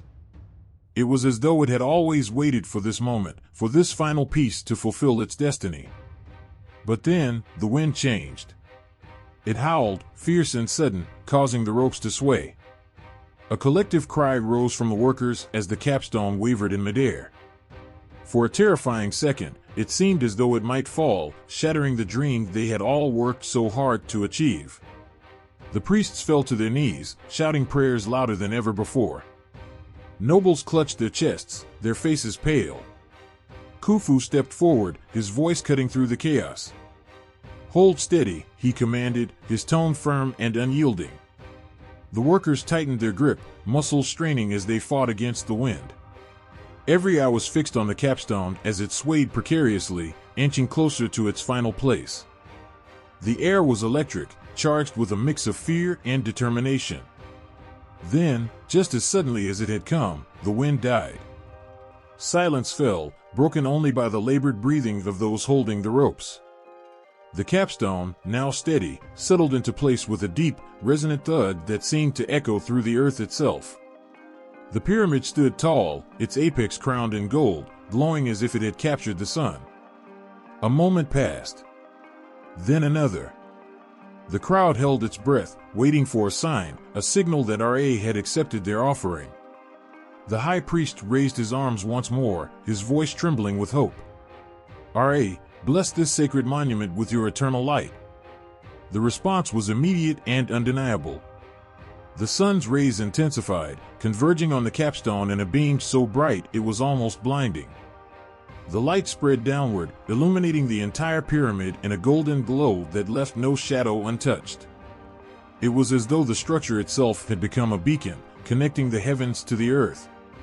The crowd erupted in cheers, their voices mingling in a triumphant roar that could be heard for miles. Tears streamed down faces, workers, priests, nobles, and even Khufu himself. They had done it. They had honored Ra, and he had answered. The pyramid, now complete, stood not just as a testament to their labor but as a living symbol of divine approval. As the light faded, the golden capstone remained, catching the sun's rays and casting them out across the desert. It was more than just the crowning jewel of the pyramid, it was a promise, a reminder of what could be achieved when human effort met divine will. And in that moment, under the blazing sun and the endless sky, they all felt it, they had built something eternal. The torchlight flickered against the smooth, polished walls of the burial chambers deep within the pyramid, casting shadows that danced like restless spirits. The air was heavy, carrying a stillness that seemed to press against the chest of anyone who entered. Each step into the sacred space felt like stepping out of the mortal world and into something eternal, something that lingered beyond the veil of life. At the center of the chamber stood the sarcophagus, carved from black granite, its surface etched with hieroglyphs that whispered prayers to Osiris, the god of the afterlife. Workers stood silent, their tools laid down out of respect. Even the laborers, who had grown used to the backbreaking toil and the weight of stone, felt their hands tremble in this place. It wasn't the effort that unnerved them, it was the unmistakable presence of something divine. The high priest approached the sarcophagus, his staff in hand. The top of the staff bore the symbol of Osiris, a crook and flail entwined, shimmering faintly in the dim light. His voice broke the silence, reciting words ancient and powerful, calling upon Osiris to bless the chambers. Osiris, keeper of the afterlife, guardian of the Duat, hear us. Let this place be hallowed, a resting ground for the soul's eternal journey. The room seemed to shift as the invocation began. The torches flickered wildly, though no wind could reach so far into the pyramid. A low hum filled the air, not from the workers or the priest, but from the walls themselves. The granite seemed alive, resonating with an unseen force. Some of the men backed away, their fear overcoming their awe, while others stood rooted to the ground, their eyes wide with wonder. Khufu himself entered the chamber, his face solemn, his usually commanding presence softened in the face of what lay before him. He placed a hand on the sarcophagus, bowing his head in reverence. This chamber must carry the blessings of Osiris, he said, his voice steady but low. Without his touch, it is just stone. With it, it becomes a gateway to eternity. The priests continued their chant, their voices rising and falling like waves, invoking the power of Osiris. Outside the chamber, the workers whispered among themselves, sharing stories they had heard about the god of the afterlife. They spoke of his green skin, his eternal judgment, and the scales on which he weighed the hearts of the dead against the feather of Ma'at. They spoke of his promise, that for those deemed worthy, death was not an end but a transformation, a passage to an everlasting existence. Suddenly, the light in the chamber dimmed. The torches, burning brightly just moments before, now flickered weakly, as though consumed by an unseen force. A chill swept through the air, and the hum in the walls grew louder. The high priest raised his staff higher, undeterred. Osiris, come forth. Bless this resting place, and grant it the energy of the eternal. The hum turned into a low, deep vibration, like the sound of distant thunder. The walls of the chamber glowed faintly, a soft green light emanating from the hieroglyphs. Gasps filled the air as the workers and priests alike stared in awe. The light pulsed, growing stronger with each beat, until it illuminated the entire chamber. It wasn't blinding, but it was otherworldly, a light that seemed to come from within the stone itself. Khufu stepped back, his eyes fixed on the sarcophagus. The granite surface shimmered, as if the light were being absorbed into it. The chamber felt alive, not in a way that could be seen or touched, but in a way that could be felt, a quiet, powerful energy that spoke of eternity and judgment, of death and rebirth. The high priest lowered his staff, his voice now softer, more reverent. Osiris is here, he said, and the word sent shivers through everyone present. The burial chambers are sanctified. But the ritual was not yet complete. The priests brought forward offerings, vases of oil, gold statuettes, and jars of precious perfumes, all meant to honor Osiris and ensure his favor. Each item was placed carefully around the sarcophagus, forming a circle of devotion. The high priest sprinkled sacred water over the offerings, murmuring prayers with each motion. As the final offering was placed, the vibration ceased. The glowing hieroglyphs dimmed, but the chamber retained a quiet radiance. The air no longer felt heavy, it felt serene, as though the presence of Osiris had filled the space with peace. For the first time, the workers dared to breathe freely, their fear replaced by a quiet awe. Outside the pyramid, the sun began to set, casting long shadows across the sands. The workers climbed out of the pyramid's depths, their faces still reflecting what they had witnessed. One man, an older stonemason with withered hands, spoke softly to his son, who had been assisting him. "This is no ordinary tomb. This is a passage to the stars." Inside, the high priest and Khufu remained, their eyes locked on the sarcophagus. Khufu spoke, his voice barely above a whisper. "Do you feel it?" he asked. "This place, it holds more than we can comprehend." The high priest nodded. "It is not ours to comprehend. It is ours to honor." As they left the chamber, the golden capstone at the pyramid's peak caught the last rays of sunlight, sending them cascading down its smooth sides. The pyramid stood not just as a monument to Khufu's reign, but as a vessel of the divine. Inside its heart, the burial chambers glowed faintly, imbued with the energy of Osiris, waiting for the day they would fulfill their purpose. The torchlight wavered against the ancient stone, revealing the faint outline of a passage carved into the wall. It was not meant to be seen. Its entrance was seamlessly camouflaged, blending perfectly with the surrounding granite, a testament to the ingenuity of those who had designed it. Only the high priest and the master architect knew the exact location of this corridor, and they carried its secret like a burden, etched into their hearts rather than any map or scroll. In the dead of night, when the workers were dismissed and the pyramid stood silent under a sky littered with stars, a select group gathered in the shadowed halls. These men had been handpicked for their skill and loyalty, sworn to secrecy under threat of curses said to last generations. Even in their confidence, their steps were hesitant, their breath uneven as they moved deeper into the belly of the pyramid. This task was unlike any other they had undertaken. It wasn't to build, but to deceive. The sound of chisels on stone broke the silence, sharp and deliberate. The corridor they were carving twisted and turned unpredictably, doubling back on itself and ending abruptly in solid walls. False chambers were created, some intricately decorated to appear authentic, while others led only to dead ends.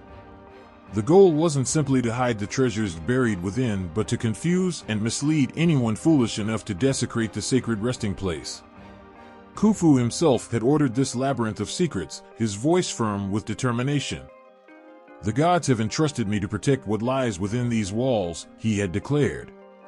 "Let the pyramid be a fortress, one that no mortal hand can breach." As the workers carved, whispers filled the air, stories shared in low voices to ward off the growing unease. They spoke of tomb robbers who had faced the wrath of Anubis, their bodies found mangled and lifeless, mouths frozen in silent screams. They spoke of curses woven into the very stones of the pyramid, curses that would haunt anyone who dared to enter uninvited. Though these tales were told to pass the long hours, the flicker of fear in their eyes betrayed their belief in them. One man paused his work, leaning on his chisel. "Do you hear it?" he asked, his voice barely audible. The others stopped, their tools still in their hands, and listened.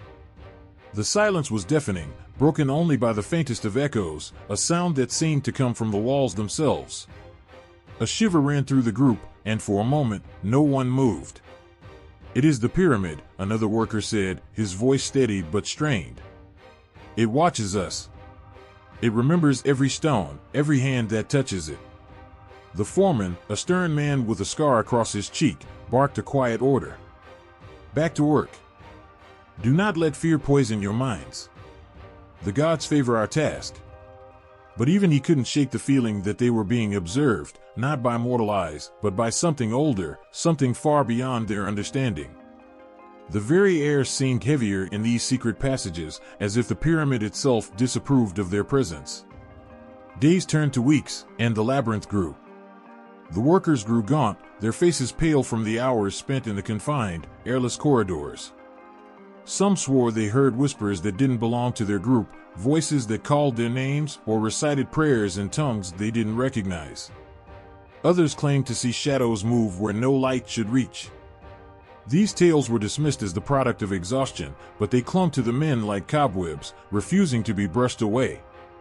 One night, as the last of the false doors was being carved, a young worker stumbled and fell against the wall. His hand brushed a section of stone that sank inward with a faint click. The group froze, their eyes wide as the wall shifted, revealing a narrow passage that none of them had known existed. It was unmarked, its surface rough and unpolished, unlike the carefully crafted corridors they had been working on. The foreman stepped forward, his torch held high. The flickering light barely penetrated the darkness, but it was enough to reveal that the passage sloped downward, deeper into the pyramid. "This was not in the plans," he muttered, his voice betraying a rare hint of uncertainty. The high priest was summoned, his arrival marked by the sound of his sandals echoing down the stone halls. He examined the hidden passage, his fingers tracing the unmarked stone. "It is the will of the gods," he said finally, his voice firm. "We seal it. This path is not meant for us." Despite his decree, unease lingered among the workers. They could feel it in their bones, a quiet, insistent pull that seemed to emanate from the sealed passage. It was as if the pyramid had revealed a part of itself that was never meant to be seen, a secret even deeper than the ones they were carving. When the labyrinth was complete, the workers were dismissed, their tools confiscated and their lips bound by oaths sworn in blood. They left the pyramid behind, but it did not leave them. In the years that followed, some of them claimed to see the pyramid in their dreams, its corridors stretching endlessly, its walls whispering secrets they couldn't understand. Others spoke of a weight that pressed on their chests, a constant reminder of the hidden passages they had created. As the sun set over the pyramid, its golden capstone catching the last rays of light, the labyrinth lay in silence, waiting. The false doors stood closed, the dead ends empty, the hidden corridors dark and still. But the pyramid was not lifeless. It pulsed quietly, its secrets buried within, waiting for the day they would be tested. The night was alive with tension, a strange stillness in the air that made every sound, every breath, feel amplified. The pyramid, massive and solemn, loomed against the starlit sky, its peak now crowned with the gleaming pyramid ion. Crafted from electrum, the golden tip seemed to catch and hold the light of the heavens, casting faint, flickering glimmers over the gathered crowd below. Every eye, from the humble laborer to the highest priest, was fixed upon it. The high priest stepped forward, draped in robes embroidered with symbols of the gods. His staff, adorned with a serpent coiled around in ink, gleamed as brightly as the pyramid ion itself. He raised it high, and the murmurs of the crowd fell into silence. Torches flickered in the wind, their flames trembling as if they too were uncertain of what was about to unfold. The ceremony was not a mere formality. It was an invocation, a plea, and a declaration all at once. This pyramid, a monument built with blood and sweat, needed the protection of the gods. Without their favor, its towering grandeur could crumble, its sacred purpose left unfulfilled.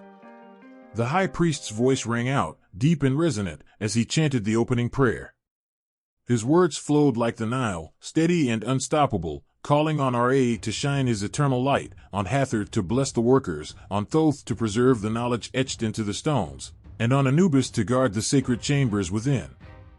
Each name carried weight, and each syllable seemed to ripple through the air, making the night feel heavier, denser. Behind him, a procession of priests advanced, each carrying an offering. There were baskets of grain, vials of scented oil, and delicate jars filled with the blood of sacrificial animals. The scent of frankincense and myrrh wafted through the air, mingling with the metallic tang of the blood. The offerings were laid at the base of the pyramid, where an altar had been erected. The stone altar was stark and unadorned, its surface marked with grooves to channel the sacred fluids that would soon run across it. The first sacrifice was a white bull, its coat as unblemished as freshly fallen snow. It was led forward by two priests, who whispered soothing words to the animal as if it could understand the gravity of its role. The crowd held its breath as the high priest approached, his blade shimmering in the torchlight. A single, clean stroke ended the bull's life, and its blood cascaded over the altar, pooling in the grooves and spilling onto the earth below. The crowd gasped as one when the blood seemed to shimmer unnaturally, catching the light in a way that was almost otherworldly. The chanting grew louder, more urgent. The priests circled the altar, their voices weaving a web of sound that seemed to pull the stars closer. The high priest raised his arms, his face turned to the heavens, and called out in a voice that trembled with both power and desperation. Ra, Father of Light. Hathor, Mother of Strength. Thoth, Keeper of Wisdom. Anubis, Guardian of the Dead. We, your faithful, offer this blood, these gifts, our very souls, to invoke your protection. Bless this pyramid, this monument to your glory, and shield it from those who would defile it. As his words echoed across the desert, the wind picked up, rushing through the crowd like an unseen force. The torches flickered wildly, and the stars above seemed to pulse with a strange intensity. The pyramid ion atop the pyramid began to glow faintly, as if the gods were answering the high priest's plea. But the ritual was far from over. The final act required not just offerings, but the collective will of all present. The high priest turned to the crowd, his eyes alight with fervor. "Lift your voices," he commanded. "Let the gods hear the unity of their people. Let them know our devotion." At first, there was hesitation. The crowd, a mixture of hardened workers and skeptical nobles, looked at one another, uncertain. Then, one voice rose, a laborer, his face lined with years of toil under the blazing sun. His voice was rough but strong, and it carried through the night. Another voice joined, and then another, until the entire gathering was chanting, their words a cacophony of hope and fear and unyielding faith. The pyramidian's glow intensified, its light no longer faint but brilliant, illuminating the desert as if it were daylight.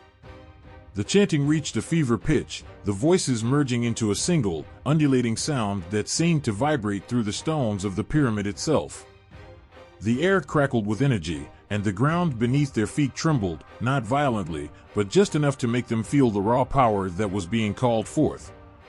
Suddenly, the light from the pyramid ion shot upward, a beam so bright it seemed to pierce the heavens. The crowd fell silent, their chants replaced by gasps and cries of awe. The beam connected with the stars, and for a brief, breathtaking moment, it felt as though the gods themselves were descending, their presence tangible and undeniable. The high priest fell to his knees, his voice trembling as he uttered the final words of the ritual. "The gods have heard us. They are with us." The beam slowly faded, its light retreating back into the pyramid ion. The crowd remained frozen, their faces lit with an otherworldly glow that lingered even after the light was gone. The air was thick with a sense of completion, of something greater than any of them being present, just for a moment. As the first rays of dawn crept over the horizon, the pyramid stood silent and resolute, its golden capstone glinting in the morning light. The crowd began to disperse, their steps hesitant, their voices hushed. They had witnessed something beyond explanation, something that would stay with them for the rest of their lives. The high priest remained by the altar, his gaze fixed on the pyramid ion. He could feel it, the faint hum of divine energy that now coursed through the pyramid. It was protected, sanctified, a beacon of the God's presence on earth. But he also knew that such blessings came with expectations. The pyramid, and all who served it, were now bound to the gods in ways they could not yet understand. The first sign came at dawn, subtle yet undeniable. A worker carrying a heavy limestone block stumbled as the ground beneath him seemed to shift. The others rushed to help, but as they reached him, they too felt it, a tremor running through the earth, faint but deliberate, as if the gods themselves were stirring. Whispers rippled through the camp. Some muttered prayers, others stared at the horizon, their faces pale. Whatever was happening, it was only the beginning. By midday, the sun blazed mercilessly, hotter than any had ever known. The workers labored under its fury, their sweat pooling on the stones they shaped and lifted. But no matter how much water they drank, it seemed to vanish before it could soothe their parched throats. The heat was unrelenting, and soon the weaker ones began to collapse. Yet still, the foreman barked orders, urging the others to press on. They had faced heat before, but this was different. This felt alive, deliberate, like the sun was watching them, punishing them. Then came the wind. Out of nowhere, it roared across the desert, whipping sand into a frenzy. The grain stung like needles, forcing the workers to shield their faces as they scrambled for cover. The tents flapped violently, some tearing free and flying into the air like wounded birds. Tools were ripped from hands, voices drowned in the howling. It lasted only minutes, but when it ended, the site was left in chaos. Stones had shifted from their places, scaffolding lay twisted and broken. It was as if the gods had struck out, testing their strength, their resolve. That night, as the workers gathered around the fires, the foreman stood before them, his voice firm but heavy with the weight of what he must say.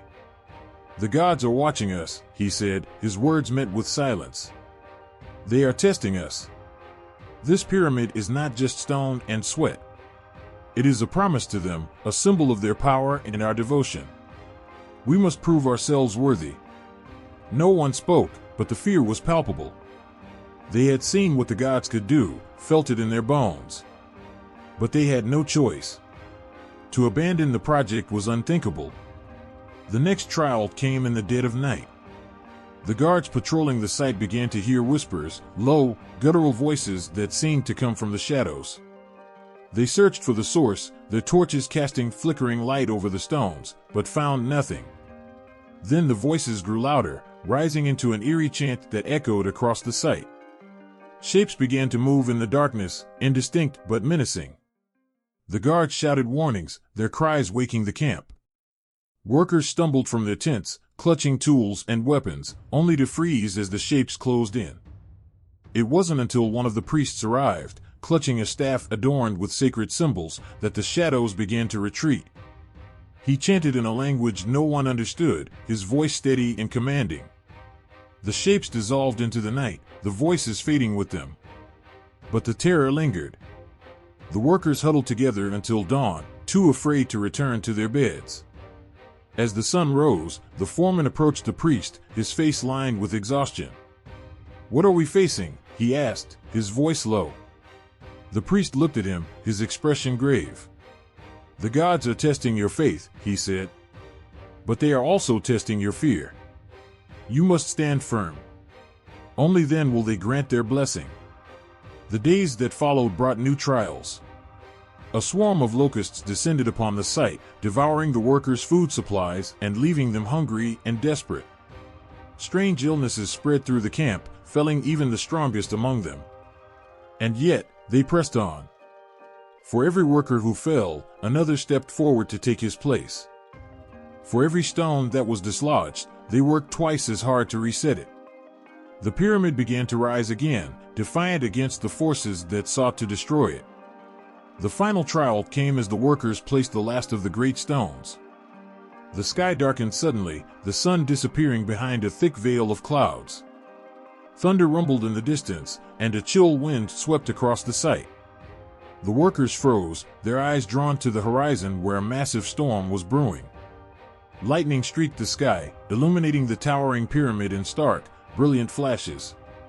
The foreman shouted for the workers to finish, his voice barely audible over the rising wind. They scrambled to lift the stone into place, their muscles straining, their hands raw and bleeding. The storm was upon them now, rain lashing against their faces, turning the ground beneath them into mud. But they didn't stop. They couldn't. The gods were watching, their judgment hanging heavy in the air. As the stone finally slid into position, a bolt of lightning struck the pyramid, the sound deafening. The workers cried out, some falling to their knees. But instead of destroying the structure, the lightning seemed to be absorbed by it. The pyramid ion at its peak began to glow, a faint golden light that grew brighter with each passing second. The storm ceased as suddenly as it had begun. The sky cleared, revealing a brilliant sun that bathed the site in warmth and light. The workers stared in awe as the pyramid ion continued to glow, its light pulsing softly, almost like a heartbeat. It was a sign that they had passed the gods' tests, that their efforts had been acknowledged. The foreman fell to his knees, tears streaming down his face. Around him, the workers and priests did the same, their exhaustion forgotten in the face of what they had achieved. They had faced the wrath of the gods and emerged victorious. The pyramid stood tall and unyielding, a testament to their faith, their strength, and their unity. The night was alive with tension, the air thick with anticipation as the priests and workers gathered at the pyramid's base. Torches flickered in the cool desert breeze, their flames casting restless shadows on the limestone walls. The stars above seemed impossibly bright, arranged in patterns that whispered of old secrets and unspoken promises. In the distance, the faint cries of jackals echoed across the sands, but no one flinched. All eyes were fixed on the altar at the pyramid's peak, where a single unlit brazier awaited a flame that had not yet been summoned. The prophecy spoke of a phoenix, a bird of fire, rebirth, and eternity, that would appear on this very night to bless the Great Pyramid with life everlasting. Most had never seen such a creature, not even in their dreams, but the priests insisted it would come. For weeks they had prepared, their chants filling the air day and night, their offerings left in sacred places where the gods might notice.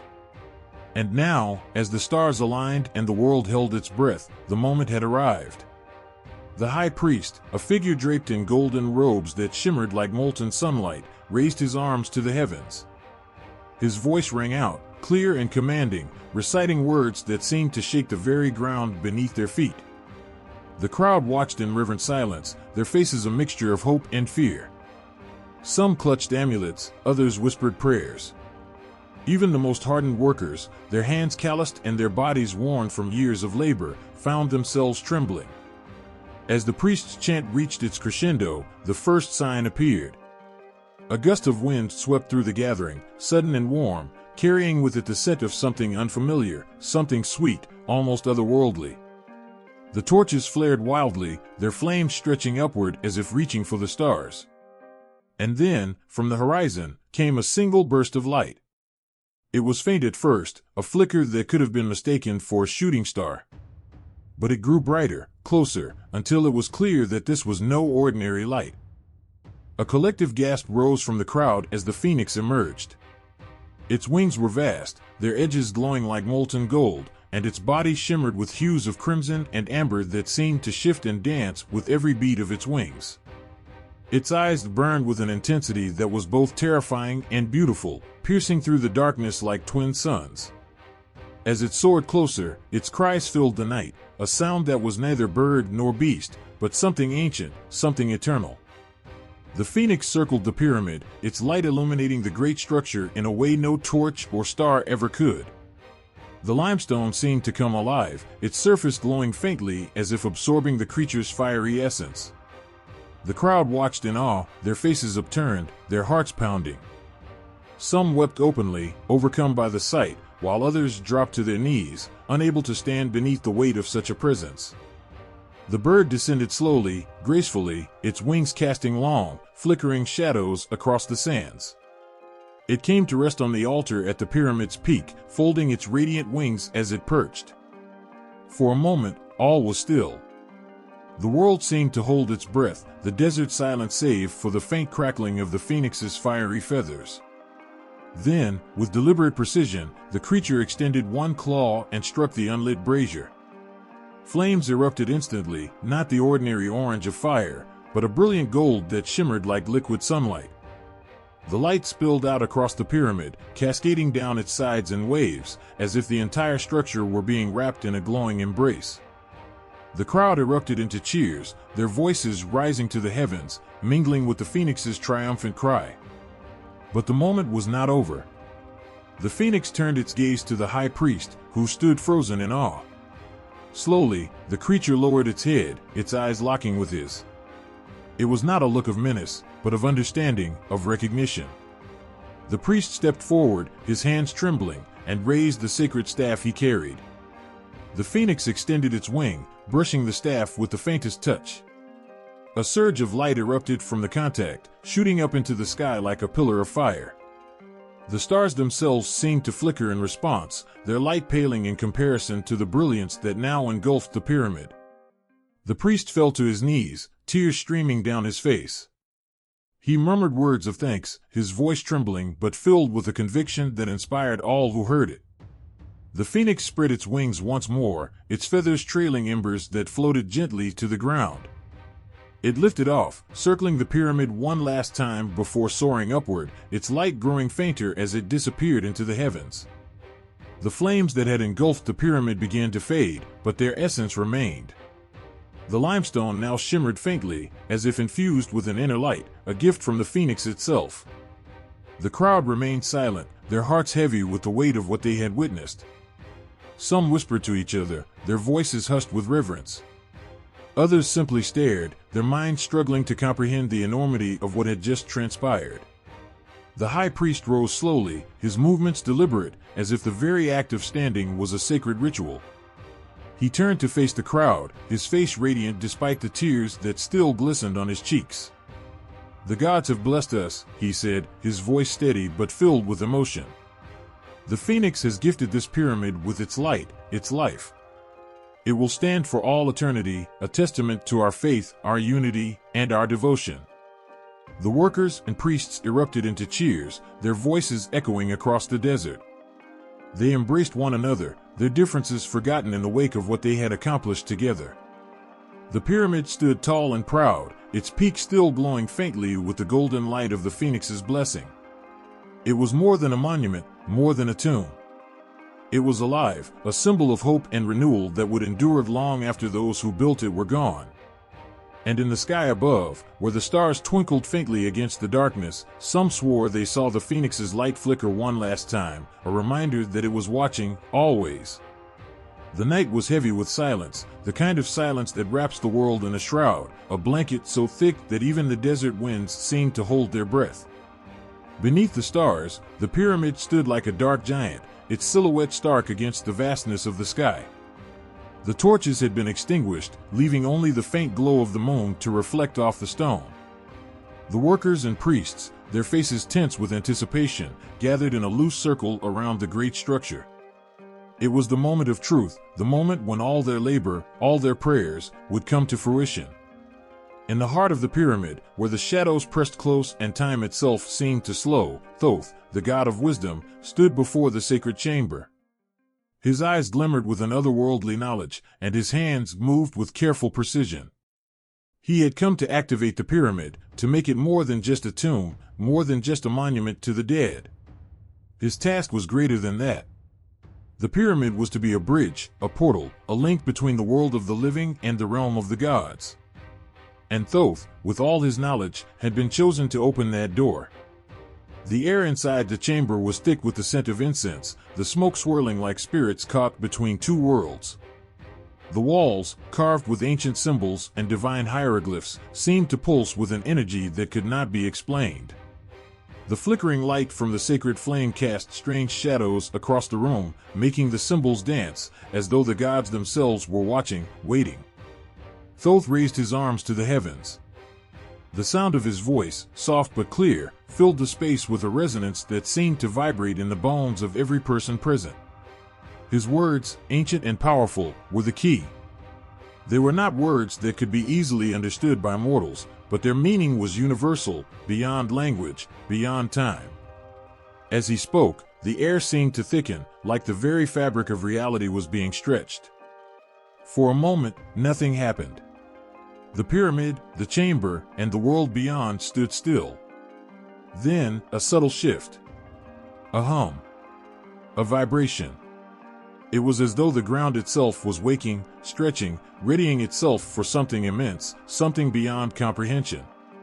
The workers and priests felt it before they saw it. The ground beneath their feet trembled ever so slightly, as if acknowledging the power being unleashed deep within the pyramid. The air seemed to grow warmer, thick with a static charge, like the moment before a storm breaks. And then, a light. Not just any light, but a blinding, radiant beam that shot up from the top of the pyramid, cutting through the night sky with a brilliance so intense that it seemed to tear the very fabric of the heavens. The beam rose higher and higher, as though reaching toward the stars themselves, toward the gods. For a heartbeat, the world seemed to hold its breath, and then, as if in answer to the call, the beam fractured into countless threads, stretching out in every direction, connecting the pyramid to the sky, to the stars, to the very core of the earth. And in that instant, the portal was opened. Those who stood closest to the pyramid felt the change in the air. The weight of reality itself seemed to lift. The living world and the world of the gods had come together, if only for a fleeting moment. The boundary between life and death, between the earthly and the divine, was no longer defined by the limitations of time or space. It was a threshold, a door, wide open to all who sought passage. Thoth lowered his arms, his eyes reflecting the light of the portal, the cosmic energy that swirled around them. The workers, the priests, the nobles, and even the high priests who had been tasked with guarding this sacred space, all stood frozen, captivated by what they were witnessing. Some trembled, not from fear but from awe. Others fell to their knees, overcome by the power that flowed through the air. But all knew, in that moment, that they were standing at the very edge of something eternal. The light pulsed and flickered, as if it were alive. It radiated warmth, peace, and an overwhelming sense of reverence. It filled the pyramid, flooding every chamber, every crack in the stone, every crevice. The pyramid was no longer just a place of death. It had become a vessel of life, a gateway to the beyond. And Thoth, with his wisdom and grace, had opened that door. But even as the light enveloped the pyramid, something else stirred in the air, something deeper, more unsettling. The portal, though open, was not yet stable. There was a darkness at the edge of the light, a shadow that moved with purpose. It was as though the afterlife itself had taken notice, aware that something had shifted, that the line between the living and the dead had blurred. A distant rumble, low and resonant, echoed across the desert, followed by a gust of wind that seemed to carry the weight of centuries with it. The earth trembled again, this time more violently, shaking the pyramid as if it too were waking from a long slumber. The sky above darkened, clouds swirling ominously around the light. The priests and workers exchanged fearful glances, sensing the growing tension. The gods had opened the door, but they had not yet sealed it. Thoth stood motionless, his eyes locked on the swirling energy above. He knew that this was not just a gift, it was a test. The gods had given them this power, but they would not grant it freely. The pyramid had become a bridge, but the passage between the worlds was fragile. To cross it, to enter the realm of the gods, one must prove worthy. And that was where the true challenge lay. The light from the portal flickered again, and for a moment, it seemed as if it might close, as if the gods would reclaim what had been offered. But Thoth, ever wise, stepped forward, his voice rising above the growing storm. He spoke again, words of power, words of command. The hum of the portal grew louder, more intense, as the power surged. It was no longer just a bridge, it was a challenge, a gateway that would not open for anyone unworthy. The energy crackled and swirled around the pyramid, the air thick with the tension of the moment. And then, with a sudden, deafening roar, the portal stabilized. The light blazed brighter, cutting through the storm, a clear and unwavering beam of divine power. It had been tested, and it had endured. The afterlife was open. And for those who were willing to step forward, the journey had only just begun. The night fell heavy, shrouding the land in darkness that seemed to press against the walls of the pyramid. Even the stars in the sky seemed to dim, as if something in the heavens had shifted, something unseen but powerful. A distant growl echoed from the horizon, a deep rumble that unsettled the earth beneath the feet of those who dared remain awake. It was then that the priests and workers, those who had stood in reverence to the pyramid for so long, felt a cold touch against their souls. It was the unmistakable feeling of something wrong. The air grew thick, and shadows stretched unnaturally long, like dark tendrils curling out from the very heart of the earth. They shivered, though the night was warm, for the darkness now felt like an enemy. And then, from the distance, they saw it, an enormous shape moving through the desert, faster than anything should move, faster than the wind itself. The great serpent, Apophis, the god of chaos and destruction, slithered across the land, his massive form barely visible at first, but growing larger and larger as he came closer. His eyes burned like molten fire, and his scales gleamed with a malevolent sheen, reflecting the faint light of the moon. He was no mere creature. He was the embodiment of all that threatened balance, the force that sought to tear down what had been built. The pyramid, their sacred creation, was in his sights. As the serpent drew near, the ground trembled under his power, the sand shifting and swirling around his immense body. With every movement, he seemed to absorb the light, turning it into shadow, swallowing it until there was only darkness. The pyramid, which had once stood so proud and strong, now seemed fragile in comparison to the presence of the serpent. Its once illuminated stones now felt dull, as if the life had been drained from them. The workers and priests, paralyzed by the looming threat, could do little but watch in growing terror as Apophis loomed closer. His massive head, with eyes that burned with hatred and envy, turned toward the great monument. He could feel the pulse of the pyramid, the energy it radiated, the bridge between worlds it had become. It was this power that he sought to destroy. The gods had created the pyramid to protect the balance, to preserve the cycle of life and death, but Apophis did not care for balance. He thrived in chaos. He reveled in destruction. The serpent let out a deafening hiss, a sound that seemed to shake the very foundations of the earth. His mouth opened, revealing rows of sharp, gleaming fangs, and from deep within him, a dark, swirling force began to form. It was a force unlike any the workers had ever seen, black, insidious, and filled with rage. A shadow that threatened to consume everything, to swallow the light, to erase the pyramid and all its sacred purpose. As Apophis reared his head back, the ground beneath the pyramid began to crack and break. The very stone seemed to groan in agony, as if it could feel the weight of the serpent's malevolent presence. The sky darkened further, the stars completely hidden, leaving only the blackness of the void. The air grew colder, and the wind began to howl, swirling around the pyramid in wild, violent gusts. The priests, those who had dedicated their lives to the gods, raised their voices in desperate prayer. They called upon Ra, upon Thoth, upon all the gods who had blessed the pyramid. But their voices faltered in the face of Apophis' power. They could feel the serpent's influence, pulling at their very souls, dragging them toward despair. It was as if the dark god had cast a shadow over the land, one that swallowed all hope, all faith, and left only fear behind. But then, just as the serpent's dark energy reached its peak, something shifted. Thoth, standing within the pyramid itself, felt the weight of the threat. His wisdom had guided the building of the great monument, but now, he realized that the true test had come. The pyramid was not just a monument to the gods, it was a beacon of light.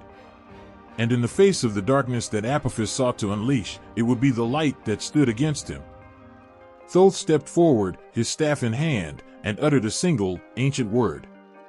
The word echoed in the air like a drumbeat, a call to the gods, a call to arms. The moment the word left his lips, the ground beneath the pyramid began to shake with a force that rivaled the serpent's own. The stones of the pyramid, which had once been lifeless, seemed to come alive. A great energy surged through the walls, through the chambers, through the very core of the structure. The pyramid began to hum with power, the same power that had once connected the worlds. But Apophis was not so easily defeated. The serpent hissed again, louder this time, and a wave of shadow surged toward the pyramid. It was a tidal wave of darkness, its edges sharp and filled with hatred, seeking to crush the light. As the shadow enveloped the pyramid, it felt as though time itself had stopped. The air grew so thick with malice that it was hard to breathe, hard to think. Then, from the heart of the pyramid, a burst of light shot upward, brighter than any flame, brighter than the sun itself. It erupted from the peak of the pyramid, piercing the shadow, forcing it to retreat. The light crackled with divine energy, a pure force of creation that stood against the darkness. Thoth, his voice rising once more, called out to the gods. His words were commands now, powerful and sure, as though the weight of the ages rested upon them.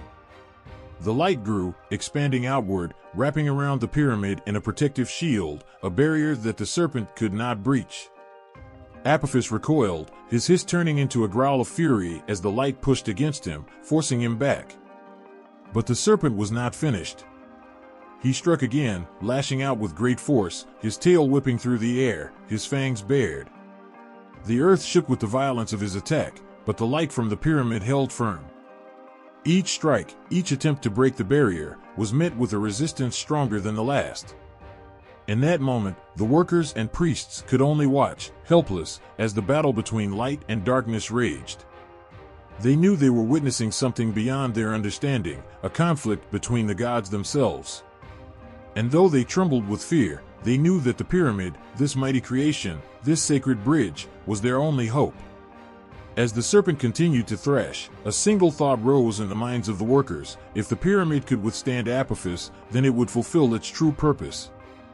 It was not just a tomb. It was a testament to the God's will, to the power of creation, to the light that would forever stand against the forces of destruction. And so, the struggle between the serpent and the light raged on, the pyramid standing firm in its divine purpose, a beacon in the darkness. The air was thick with anticipation, and the silence that enveloped the workers and priests was heavier than any storm. The pyramid, now a towering testament to the God's power, loomed before them, its smooth stones glinting in the soft glow of the evening sun. Yet, something was missing, something that would ensure the pyramid's sanctity, its eternal protection. The workers had labored endlessly, chiseling each stone, carving intricate patterns, and laying them down one by one. The priests had invoked the blessings of the gods, calling upon Ra, Thoth, Osiris, and all others to breathe their divine energy into the monument. But now, they stood on the edge of a great unknown, knowing the pyramid's completion could not be finalized without the final touch, a symbol, a mark of eternal protection. And so, they waited. They knew who would come to seal their work, the one whose hands could lay down a divine symbol that would forever shield the pyramid from all that might seek to destroy it. Ptah, the creator god, the master of artisans and craftsmen, the one who shaped the world with his thoughts, had come at last. As Ptah approached the pyramid, a hushed reverence fell over the gathered crowd. His presence was enough to command their silence, for they knew that in his hands lay the final act, the act that would determine whether the pyramid would stand through eternity. He moved slowly, his eyes fixed on the stone edifice before him, his expression calm, yet filled with an ancient understanding. In his hand, Ptah held a sacred instrument, a chisel, its blade crafted from the finest obsidian, forged with the essence of creation itself. The tool gleamed in the fading light, and as it moved through the air, it seemed to hum with a power that resonated deep within the hearts of all who watched. This was not just any chisel. This was a tool of divine purpose. As Ptah approached the apex of the pyramid, he raised his hand high, the chisel poised above him. The air seemed to still, as if even the desert itself held its breath. The priests stood in awe, their hearts beating in unison with the rising power that filled the space around them. They knew that this moment, this very instant, would echo through the ages. With a slow, deliberate motion, Ptah lowered the chisel toward the pyramid's peak. His hand was steady, his movement sure, for he was the creator, the one who had shaped the earth and sky with nothing but his will. And now, with a single stroke, he would seal the fate of the pyramid, and of all who would come after. The chisel met the stone, and the sound was like a whisper in the wind, soft, yet profound. The moment the blade touched the surface, a burst of energy seemed to emanate from the point of contact. It rippled outward, spreading across the stones like the first rays of dawn touching the earth. The pyramid trembled ever so slightly, as if it were alive, feeling the divine mark being placed upon it. As Ptah worked, his movements were fluid, almost as though he were drawing the symbol in the air itself.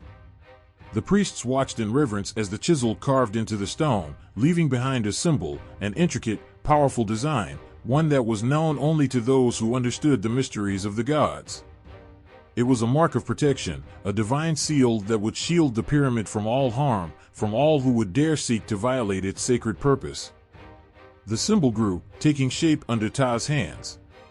It was not just a mark, it was a message that spoke of strength, of resilience, and of the gods' eternal watch over this sacred monument. The workers could feel it, too, the weight of the symbol's power, its unspoken promise. It was as if the very earth beneath their feet was shifting, solidifying in place, bound by the seal that Ptah was laying down. As the last stroke of the chisel carved through the stone, a sudden pulse of energy shot up from the symbol, radiating outward in a burst of golden light. The light wrapped around the pyramid, encircling it like a protective barrier, and for a brief moment, it seemed as though time itself had stopped. The light was pure, almost blinding, and the workers and priests who stood in its presence felt their hearts swell with an emotion they could not name. It was awe, yes, but also a deep sense of peace, as though the pyramid had become something more, something eternal, something untouchable. And then, as quickly as it had appeared, the light faded, leaving behind only the etched symbol, glowing faintly in the dimming twilight. The pyramid stood before them, not just as a structure of stone, but as a living, breathing entity, sealed and protected by the gods themselves. The workers and priests fell to their knees, overcome with a reverence that could not be put into words. They had witnessed something that few could ever comprehend, a moment of divine intervention, a moment that would echo through the ages. Ptah stepped back from the pyramid, his face serene, yet filled with an ancient wisdom that only he possessed. He had sealed the pyramid with a symbol that would protect it for all time, a seal that would ensure its purpose remained intact, no matter the forces that might rise against it. The pyramid was no longer just a structure of stone and mortar, it was a living testament to the gods' power, to their will, and to the eternal cycle of life and death that it would guard. The workers, still kneeling, looked up at the pyramid, their eyes filled with tears. They had given everything to this project, sacrificing their strength, their time, their very lives to see it through. And now, they could rest, knowing that their work had been completed, sealed forever by the hands of the gods. As Ptah turned to leave, his work done, the priests whispered among themselves. They spoke of the pyramid's purpose, of the divine forces that had guided them, and of the eternal protection that now encased the monument. They knew that this seal would withstand the ravages of time, that the pyramid would stand long after they were gone, a beacon of light in the darkness. The sun had set by the time Ptah had disappeared into the horizon, leaving behind only the pyramid, still glowing faintly in the night. And as the workers and priests gathered around, they could feel it, the power of the eternal seal, the promise of the gods' protection, woven into every stone, every corner, every chamber of the pyramid. It was complete. The air was thick with the scent of incense, the kind that clung to the skin and filled the lungs with its earthy sweetness. A hush had fallen over the people who gathered around the Great Pyramid. The very ground beneath their feet seemed to tremble with anticipation, for this was a moment that no one could have truly prepared for. It was a moment that would echo across the heavens. The great pharaoh, Khufu, stood at the pyramid's entrance, his eyes fixed on the sky above. He had spent his life building this monumental creation, dedicating every breath, every decision, every ounce of strength to ensuring that the gods would honor him. His work had been finished, the pyramid completed, the chambers sealed, the rituals performed. And now, the time had come for him to do what no mortal had done before. He was about to ascend. As the sun began to set, casting long shadows over the land, a soft wind stirred the sands, carrying with it a sense of something ancient. Khufu stood tall, his heart steady but his mind racing. He had lived his life as a king, revered by his people, feared by his enemies, but now he would leave it all behind. For this was not just the end of his reign, it was the beginning of something far greater. The priests gathered around him, their voices chanting in low, melodic unison. The sacred words, spoken since the time of the gods themselves, filled the air, and with each syllable, the earth seemed to vibrate, the stars in the sky growing brighter. Khufu's heart beat in time with the chants, the rhythm sinking into his bones, a reminder of the divine forces at play. He closed his eyes and took a slow, deep breath, feeling the weight of the moment settle upon him. This was the moment he had been preparing for his entire life, the culmination of every sacrifice, every decision, every offering. The pyramid, the gods, his people, it was all a part of this singular transformation. A soft glow began to appear around him, like a halo of light emerging from within the pyramid itself. The priests fell silent, watching with awe as the glow deepened, expanding outward like the first rays of dawn. The air grew warm, the heat of it spreading like a gentle fire, caressing his skin, touching his soul. It was the touch of the gods, and he felt it. Khufu opened his eyes, now filled with a clarity he had never known. The world around him seemed to slow, the sounds of the chanting priests fading into the background. He could see it now, what he had been seeking all these years, the divine path, the gateway that would lead him beyond the mortal realm. The ground beneath him began to crack, not with destruction, but with a kind of awakening. From the earth, a great column of light rose up, stretching toward the sky as if it were a bridge, a connection between the world of men and the world of gods. The priests, their faces upturned, whispered in reverence, knowing that this was the sign they had been waiting for. Khufu was no longer just a king, he was becoming something more, something eternal. His body trembled, not with fear, but with the power of transformation. He could feel it in his veins, in his very being. His skin, once marked with the wear of years and battles, now seemed to glow with an inner fire, as though the gods themselves were touching him, filling him with their essence. His heart, once bound to the earth, now beat in time with the heavens, and he felt his spirit rise, lifted by forces far beyond his understanding. The column of light enveloped him, swirling around him like a protective cocoon. The priests bowed their heads, their voices rising in a crescendo of chants, their words invoking the gods, calling upon the powers that would carry Khufu into the stars. The air was thick with energy, thick with the sense that something miraculous was unfolding before their eyes. And then, with a sound like the soft rustle of wings, Khufu began to rise. His feet left the earth, not with the clumsy motion of a man who had been lifted by some force, but with a grace, a serenity that spoke of his transformation into something greater. He rose slowly, his body ascending toward the column of light as though it were a natural progression of his being. The people below watched in stunned silence, their eyes wide with disbelief. Some wept, not in sadness, but in awe, for they knew they were witnessing a miracle, a moment that no one would ever be able to fully explain. Their pharaoh, their king, was becoming a god. His ascension was not a death, it was a rebirth, a return to the stars from which he had come. Khufu's body floated upward, the light enveloping him completely. The priests chanted louder now, their voices carrying over the winds, reverberating against the walls of the pyramid. The light grew brighter, blinding them all for a moment, and when it faded, Khufu was gone. In his place, there was nothing but the stillness of the desert night and the soft whispers of the wind. But above, in the heavens, something had changed. The stars above the pyramid flickered, their light growing brighter, more intense. And then, as if in answer to the prayers of the priests, a new star appeared, right where Khufu had ascended. It was not like any star they had ever seen.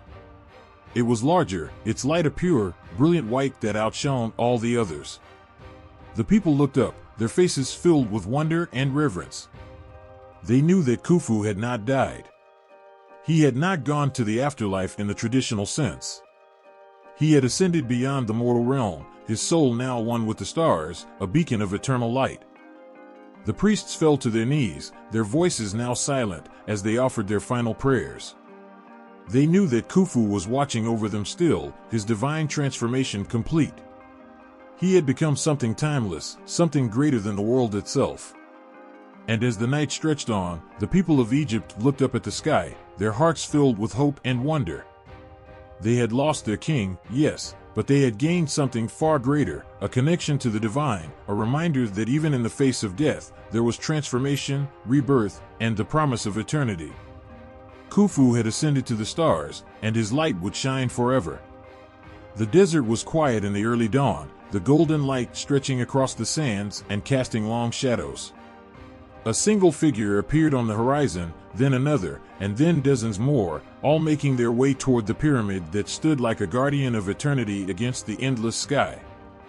They came on foot, some leaning on staffs, others carrying offerings. Their faces were etched with reverence and awe, and in their eyes was a mixture of wonder and longing, as if they were approaching the threshold of the divine itself. The pyramid loomed before them, its monumental form glowing softly in the morning light. This was not just stone stacked to the heavens. It was alive, humming with an energy that seemed to ripple through the air. Some claimed to hear faint whispers as they drew closer, voices of gods or perhaps the echoes of souls who had come before them. The pilgrims slowed their steps, each one acutely aware of the magnitude of what they were about to witness. Their hearts beat in unison, as though the pyramid itself had drawn them into its rhythm. The procession halted at the base of the great structure. At the forefront, a woman draped in white linen knelt, holding a clay vessel. She had traveled for weeks, her journey marked by blistered feet and sleepless nights. Yet she felt no fatigue now. Instead, her chest swelled with emotion she couldn't name, a mix of gratitude and fear, joy and humility. She whispered a prayer under her breath, a simple plea to be heard. She placed the vessel gently on the ground, its contents, freshly harvested grain, offered as a gift to the gods. Behind her, others followed suit. A man who had brought a small statue carved from wood held it high before laying it at the pyramid's edge. A child clutched a bundle of wildflowers, her tiny hands trembling as she approached the sacred site. There was no script, no instructions, yet each person seemed to understand what was expected of them. They offered what they could, not out of obligation but out of devotion. As the offerings piled up, a breeze swept through the gathering. It was not harsh, nor was it cold, but it carried with it a presence that caused the pilgrims to gasp. The air felt heavier, charged with something unseen but undeniable.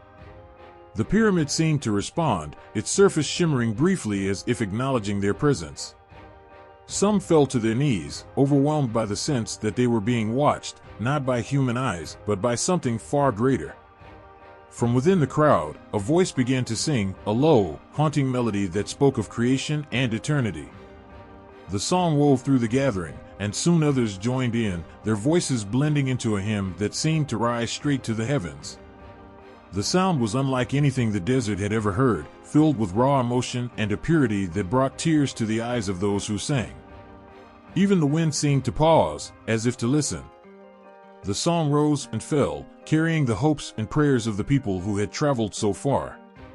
Some sang for forgiveness, others for guidance.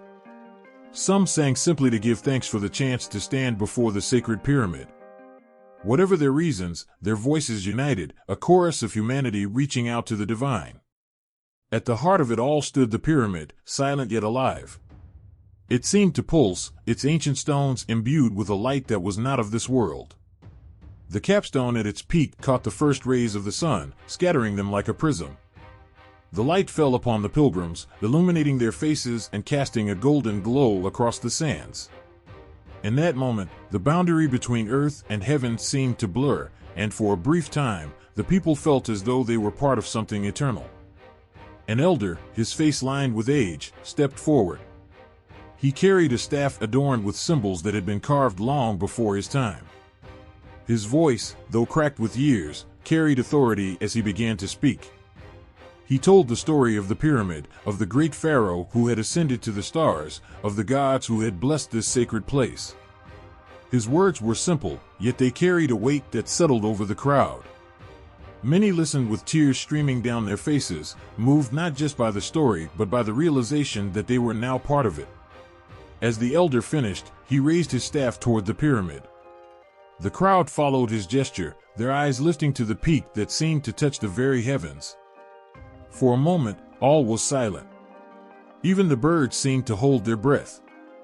Then, as if in answer, the pyramid emitted a low, resonant hum, a sound that vibrated through the ground and into the hearts of everyone present. It was not loud, yet it was impossible to ignore.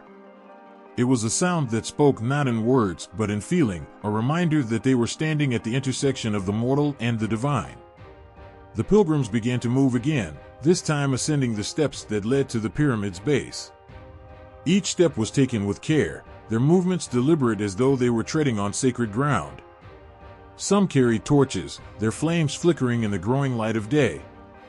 Others held their hands outstretched, their fingers brushing the smooth, ancient stone as if to absorb its power. At the base of the pyramid, a small shrine had been erected, its center holding a golden symbol that glowed faintly. This was said to be a mark left by Ptah, the god who had sealed the pyramid with his protection. One by one, the pilgrims approached the shrine, their faces lit with awe as they laid their hands upon the golden mark. It was warm to the touch, and many swore they felt a pulse beneath their fingers, as though the pyramid itself were alive. As the sun climbed higher, its light bathing the land in warmth, the pilgrims began to descend. Their faces were changed, some smiling, others solemn, but all touched by something profound. They gathered their things, their offerings left behind as a testament to their devotion, and began the long walk back to their homes. But they did not leave empty-handed. Each carried with them the memory of what they had experienced, the sense that they had stood in the presence of the divine. The desert, which had witnessed countless sunrises and sunsets, now seemed to glow with a quiet majesty. The pyramid stood as it always had, silent and eternal, its stones watching as the pilgrims faded into the distance. But it was not just stone, it was a beacon, a reminder of the connection between the earth and the heavens. And though the pilgrims were gone, their voices lingered, carried on the wind, a hymn that would echo through time. The air was still in the chamber, thick with the scent of age and dust. A faint golden glow flickered from a torch held high by a trembling hand, casting long shadows across the walls. The walls were engraved with symbols, some faded with time, others as sharp as the day they were etched. At the center of the room, an ancient pedestal rose from the floor, its surface smooth except for the faint outline of a carved falcon, a symbol of divine wisdom. The pedestal bore no offerings, no treasure, only a flat stone slab that seemed to vibrate softly with unseen energy. A man stood before it, his breath shallow, his fingers trembling as they brushed against the surface. He was not a thief or a mere wanderer. He had spent his life chasing whispers, stories of knowledge hidden beneath the sands. Stories of the scrolls left behind by Thoth, the god of wisdom and writing, to guide those who dared seek the truth. He whispered a prayer, though he wasn't sure which god would hear him, and pressed his palm against the falcon's eye. The stone beneath his hand shifted with a soft rumble, sliding back to reveal a narrow compartment. There they were. The scrolls. Rolled tightly and bound with golden threads, they seemed to glow faintly, their very presence pulsing with a life of its own. He stared at them, overwhelmed by the weight of the moment. These were not ordinary texts. They were the words of a god. The man reached for the nearest scroll, his hand steadying as if an unseen force guided him. The moment his fingers made contact, the chamber grew silent, unnaturally so. The faint hum of distant winds, the crackle of the torch, even the sound of his own heartbeat seemed to vanish. He unrolled the scroll carefully, the papyrus crackling softly but remaining intact, as if it had been protected by some divine force all this time. The first words on the scroll were not written in the script he had expected. Instead, they seemed to shimmer and rearrange themselves as his eyes passed over them, forming phrases he could understand, no matter his knowledge of language. The first line read, "Stone by stone, the stars descend to earth." It was not a riddle, it was instruction. The scroll spoke of alignment, of precision beyond human understanding. It described how the pyramid was not merely built to honor the gods, but as a reflection of the heavens themselves. Each block had to be placed with care, not just for structural integrity, but to resonate with the cosmos. The man felt his chest tighten as he read on. The placement of the capstone, the sacred measurements, even the angles of the pyramid, all had been dictated by forces far greater than human hands. The scroll revealed rituals that accompanied the construction. There were prayers to Ra for strength, offerings to Ta for endurance, and hymns to Thoth for wisdom. It described moments when the laborers would stop work altogether, not for rest, but to chant in unison, their voices creating a vibration that seemed to infuse the stones with life. The man could almost hear them now, their voices rising like a tide, filling the chamber with an ancient melody. He closed his eyes, and for a moment, he was there, among them, surrounded by the clamor of chisels, the scent of crushed limestone, and the unyielding rhythm of hope. The scroll also spoke of challenges, of how the gods themselves had tested the builders. It told of sudden storms that arose without warning, threatening to wash away their progress. Of stones that cracked under mysterious forces, as though rejecting their placement. And of strange dreams that plagued the workers, dreams of serpents and fire, of voices urging them to abandon their task. But always, the scroll emphasized perseverance. For the gods reward those who walk the path unshaken. He continued reading, the air in the chamber growing heavier, as if it too was captivated by the words. Another scroll spoke of the labyrinth beneath the pyramid, a maze of tunnels designed not just to protect, but to deceive. It revealed that the very act of constructing the pyramid had required the builders to learn these secrets, for no human hand could place the stones without first understanding the path of the spirit. The scrolls explained how the pyramid was not merely a monument, but a bridge between worlds, a place where mortals could ascend and gods could descend. And then came the final scroll, bound not in gold but in simple linen. Its appearance was unassuming, yet the man hesitated before touching it. something about it felt different. When he finally unwrapped it, the words on the papyrus seemed to pulse with light, faint but rhythmic, like a heartbeat. This scroll was a message, not a manual. It spoke directly to the reader. It addressed humanity's eternal struggle to reach beyond itself, to connect with something greater. You who read these words, it began, know that this knowledge is both gift and burden. For to create is to carry the weight of eternity. Use this wisdom wisely, and know that the gods walk beside you. The man's eyes burned with unshed tears. He had chased this knowledge for so long, but now that it was before him, he felt unworthy. These were not just instructions for building a pyramid. They were lessons in faith and perseverance and the delicate balance between humanity and the divine. They were a reminder of what it meant to be human, to strive, to fail, to rise again. He carefully rolled the scrolls and placed them back in their compartment, his heart heavy yet full. The pedestal rumbled softly as the stone slid back into place, sealing the scrolls once more. He knelt before it, bowing his head, not in defeat but in gratitude. He had seen enough to understand that the knowledge he sought was not meant for him alone. It belonged to all who dared to reach for the stars. As he stepped out of the chamber, the desert wind greeted him, warm and alive. He looked back at the pyramid, its form glowing faintly under the moonlight. It was not just a structure. It was a living testament to the unity of gods and mortals, to the power of dreams made real. And somewhere within its heart, the scrolls of Thoth remained, waiting for the next seeker brave enough to uncover their truth. The moon hung low over the pyramid, its silvery light casting an eerie glow across the sands. For centuries, the structure had stood untouched by mortal hands, its secrets locked away.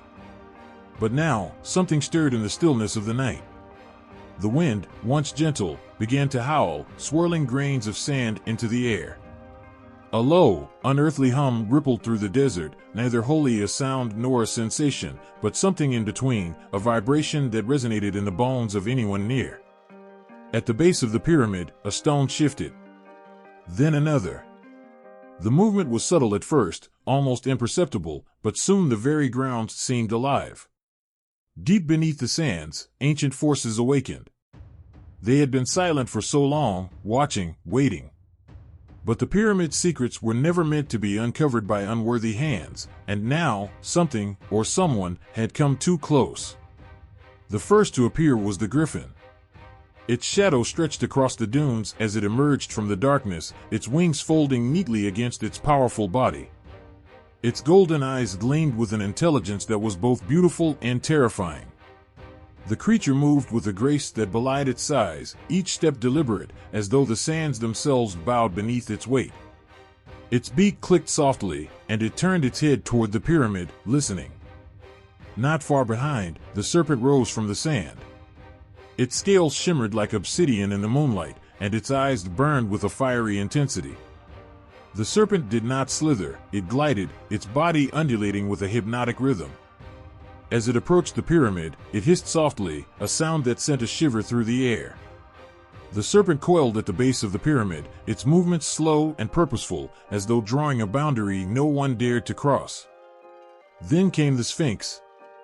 It emerged not from the sands, but from the very stone of the pyramid itself, stepping forward as though the structure had birthed it.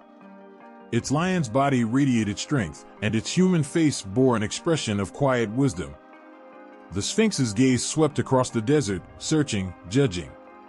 When it spoke, its voice was a low rumble, like the earth groaning under the weight of time. "They come," it said, though no ears could hear. The words were felt, not heard, a silent warning that reverberated through the air. The griffin clicked its beak in response, and the serpent coiled tighter, its fiery eyes narrowing. Far across the dunes, torches flickered. A group of men moved cautiously toward the pyramid, their whispers carried away by the wind. They were treasure hunters, their faces hardened by greed and desperation. They had heard the stories, tales of unimaginable riches hidden within the pyramid's walls, guarded by traps and curses. But curses were for the superstitious, they had told themselves. Stone walls could be breached. Secrets could be stolen. They would be the ones to do it. The first man reached the base of the pyramid, his hand brushing against the cool stone. He laughed, a low, mocking sound that echoed in the stillness.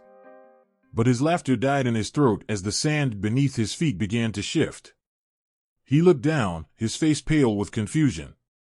The sand rippled like water, and before he could move, the serpent struck. Its attack was swift and precise, its fangs sinking into the man's leg. He cried out, the sound piercing the night, but it was over in seconds. The serpent's venom worked quickly, rendering him motionless. The others froze, their torches trembling in their hands. One of them shouted, pointing to the griffin, which had spread its massive wings, its golden eyes fixed on them. The griffin leapt into the air, its wings beating with a force that stirred the sands into a whirlwind. It circled above the men, its shadow looming over them like a specter. One of them raised a weapon, but before he could aim, the griffin dove, its talons slicing through the air. The man dropped his torch, his scream lost in the chaos. The Sphinx watched silently, its gaze unyielding. It did not move to attack, nor did it show mercy. It simply watched, its presence a reminder that some forces were beyond human comprehension. The remaining men hesitated, their bravado crumbling. They had come seeking treasure, but they had found something far older, far stronger. Something that could not be stolen. One of the men dropped to his knees, his hands trembling as he pressed them together in prayer. He whispered words of apology, of repentance, though he did not know who he was praying to. The Sphinx tilted its head, as though considering his plea. The griffin circled above, its golden eyes gleaming. The serpent hissed softly, its coils loosening. The Sphinx stepped forward, its movements slow and deliberate. It lowered its head, its human eyes meeting the man's. For a moment, the world seemed to hold its breath. Then, the Sphinx spoke, not in words, but in a feeling, a command that filled the air. Leave. The word was a force, a weight that pressed down on the men, driving them to their feet. They stumbled back, their torches flickering as they fled into the night. The serpent uncoiled, its fiery eyes watching them retreat. The griffin folded its wings, its gaze lingering on the horizon. The guardians remained at the base of the pyramid, their presence a silent warning to anyone who dared to approach. The sand settled, the wind calmed, and the pyramid stood as it always had, silent, unyielding, eternal. The night was unnervingly quiet, as if the world itself had paused to watch. The air around the pyramid seemed heavier, harder to breathe, as a group of men moved cautiously under the cover of darkness. Their faces were hard, their eyes sharp with greed, but beneath their bravado, unease flickered. They didn't believe in curses, or so they told themselves. Stories of the pharaoh's wrath were for the gullible, meant to keep treasures hidden for eternity. These men were determined to claim what the sands of time had buried. The leader, a tall man with a scar running across his cheek, placed his hand on the ancient stone. It was cool to the touch, as though it had never known the warmth of the sun. He smirked. Just a pile of rocks, he muttered, but his voice betrayed a hint of nervousness. The others chuckled uneasily, their laughter quickly swallowed by the oppressive silence. They worked quickly, their tools chipping away at the stone. Every strike echoed unnaturally, the sound reverberating deep into the desert, as though the pyramid itself was crying out in protest. One of the men paused, his brow furrowed. He glanced over his shoulder, certain he had felt something, a shift in the air, a presence brushing past him. But when he turned, there was nothing. Just the endless expanse of sand, illuminated by a pale, reluctant moon. Get back to work, the leader barked, and the man obeyed, though his hands trembled slightly. As the first block of stone was dislodged, a low groan rumbled from deep within the pyramid. It wasn't the sound of crumbling rock or shifting earth, it was deeper, darker, almost alive. The men froze, their eyes darting to each other. Just the wind, one of them offered, though his voice was barely above a whisper. The leader scoffed. It's nothing. Keep going. But it wasn't nothing. The air grew colder, biting through their clothes, and the moon seemed to dim, its light swallowed by an unseen force. The groan came again, louder this time, resonating in their chests like the growl of some slumbering beast. The man who had hesitated earlier dropped his tool. "We shouldn't be here," he said, his voice cracking. "This isn't right." The leader grabbed him by the collar. "You're scared of a bedtime story? There's nothing here but gold and stone. Now work or leave." Before the man could respond, the sand around them began to shift. At first, it was subtle, like the faintest ripple on a still pond. Then it grew violent, swirling around their feet in spirals that seemed too deliberate, too alive. The tools clattered to the ground as the men scrambled back, their bravado crumbling. And then it happened. A scream tore through the night, high and piercing, coming from one of the men who had ventured closest to the opening they had created. He staggered back, clutching at his chest, his eyes wide with terror. "It burns," he gasped, his voice ragged. His skin began to blister, black veins spreading across his arms like cracks in glass. He fell to his knees, convulsing, as the others watched in frozen horror. The leader stepped forward, his face pale but defiant. "What is this?" he shouted at no one in particular. "What's happening?" As if in answer, the groaning turned to a low, menacing hum. Shadows began to creep from the opening, thick and unnatural, moving like liquid smoke. They twisted and coiled, taking on forms that were almost human but not quite, elongated limbs, eyeless faces, mouths that stretched impossibly wide. One of the men screamed and turned to run, but the shadows moved faster. They wrapped around him, pulling him to the ground. His screams were muffled as the darkness engulfed him completely, leaving nothing behind. The leader stumbled back, his scarred face now etched with fear. "Stay together," he shouted, but his voice wavered.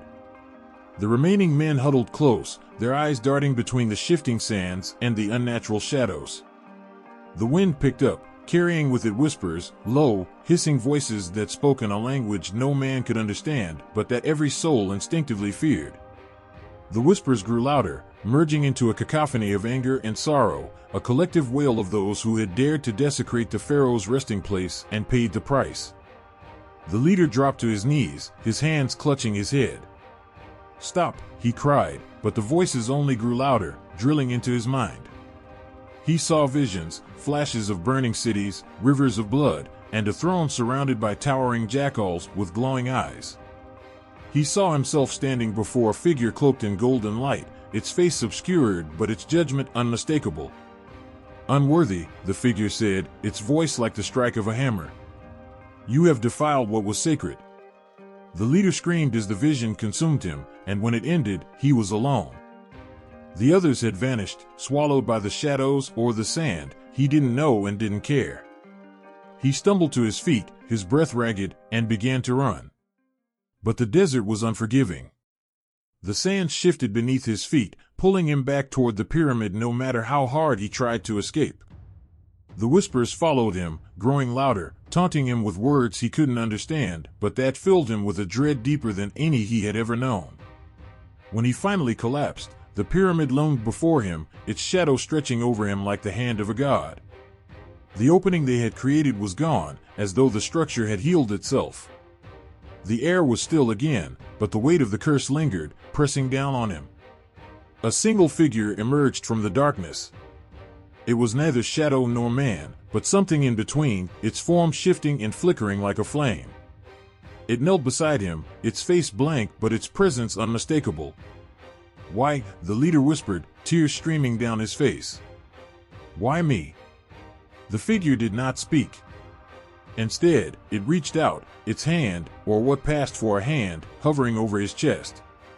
A sudden pain shot through him, as though his very soul was being torn apart. He screamed, but the sound was swallowed by the desert. When the sun rose the next morning, the sands were smooth and unbroken, as though no one had ever been there. The pyramid stood in silence, its mysteries untouched, its curse fulfilled. Under the vast stretch of the Egyptian night, the stars shimmered in their eternal dance, filling the heavens with light that felt almost alive. The pyramid stood silent and unyielding, its perfect angles cutting into the dark sky as though it had always belonged there. Yet, something about this night felt different.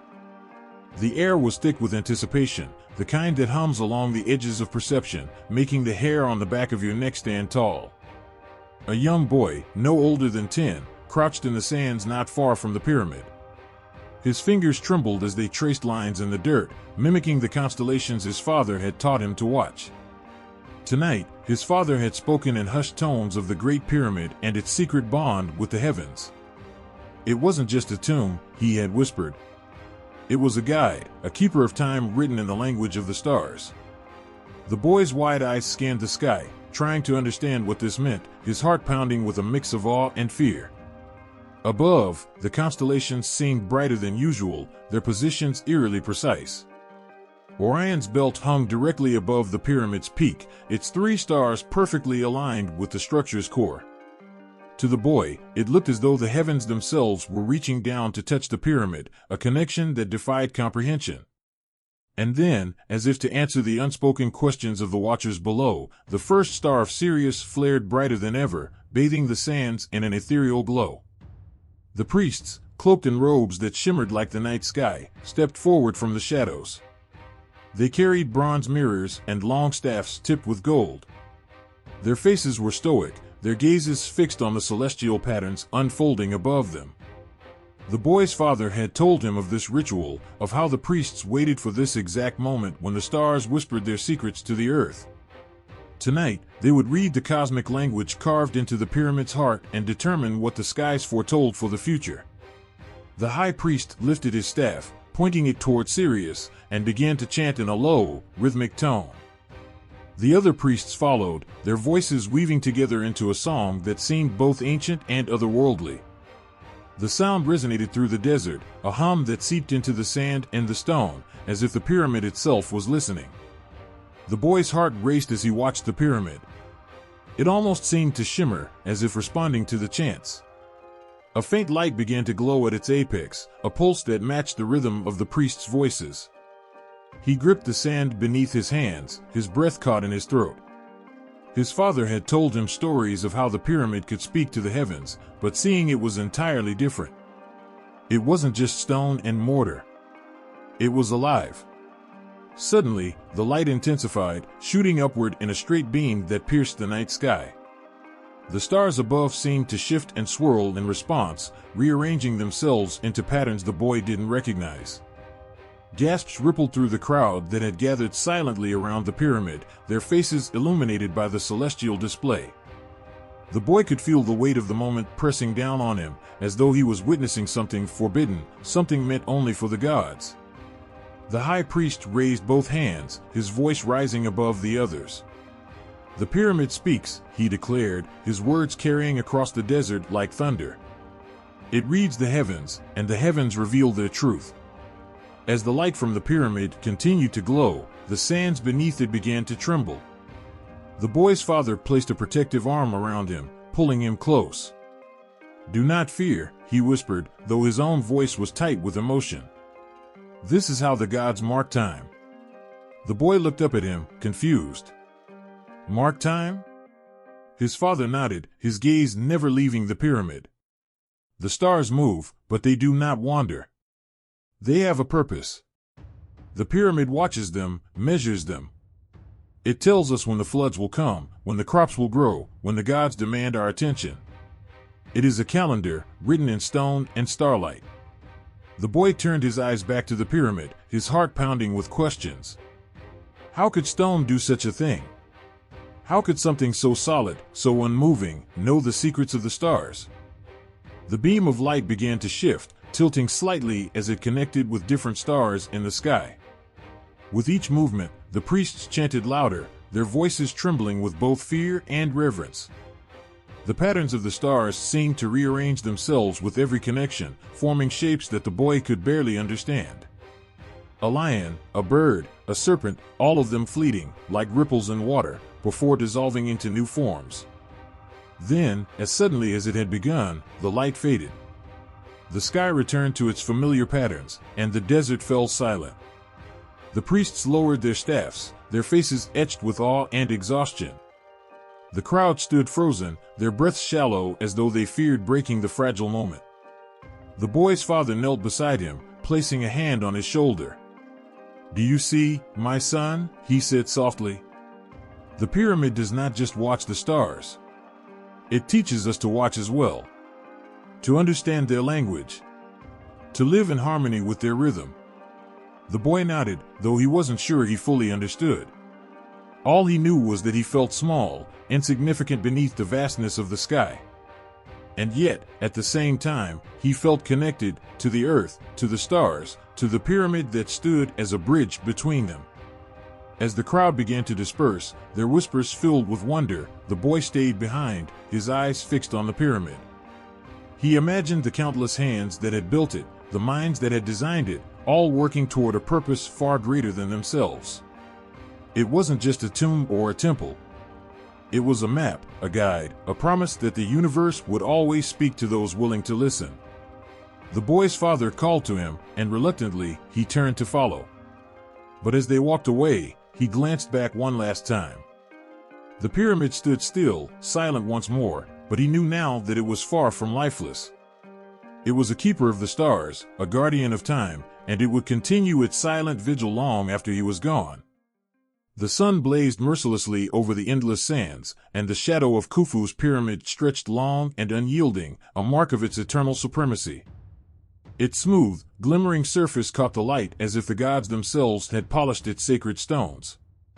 The air around it seemed charged, as though the very earth whispered in reverence. To gaze upon it was to feel small, a mere speck against something beyond mortal comprehension. It wasn't just a monument, it was the divine itself, frozen in stone. Yet, in the courts of pharaohs who came after, the whispers of envy could not be ignored. Khufu's name was written into the stars, immortalized in the heavens as the ruler who bridged the earth and sky. For these rulers, no title or wealth, no army or decree, could rival what he had achieved. The Great Pyramid was not merely a tomb, it was a declaration of power, a promise of eternity. And they wanted it for themselves.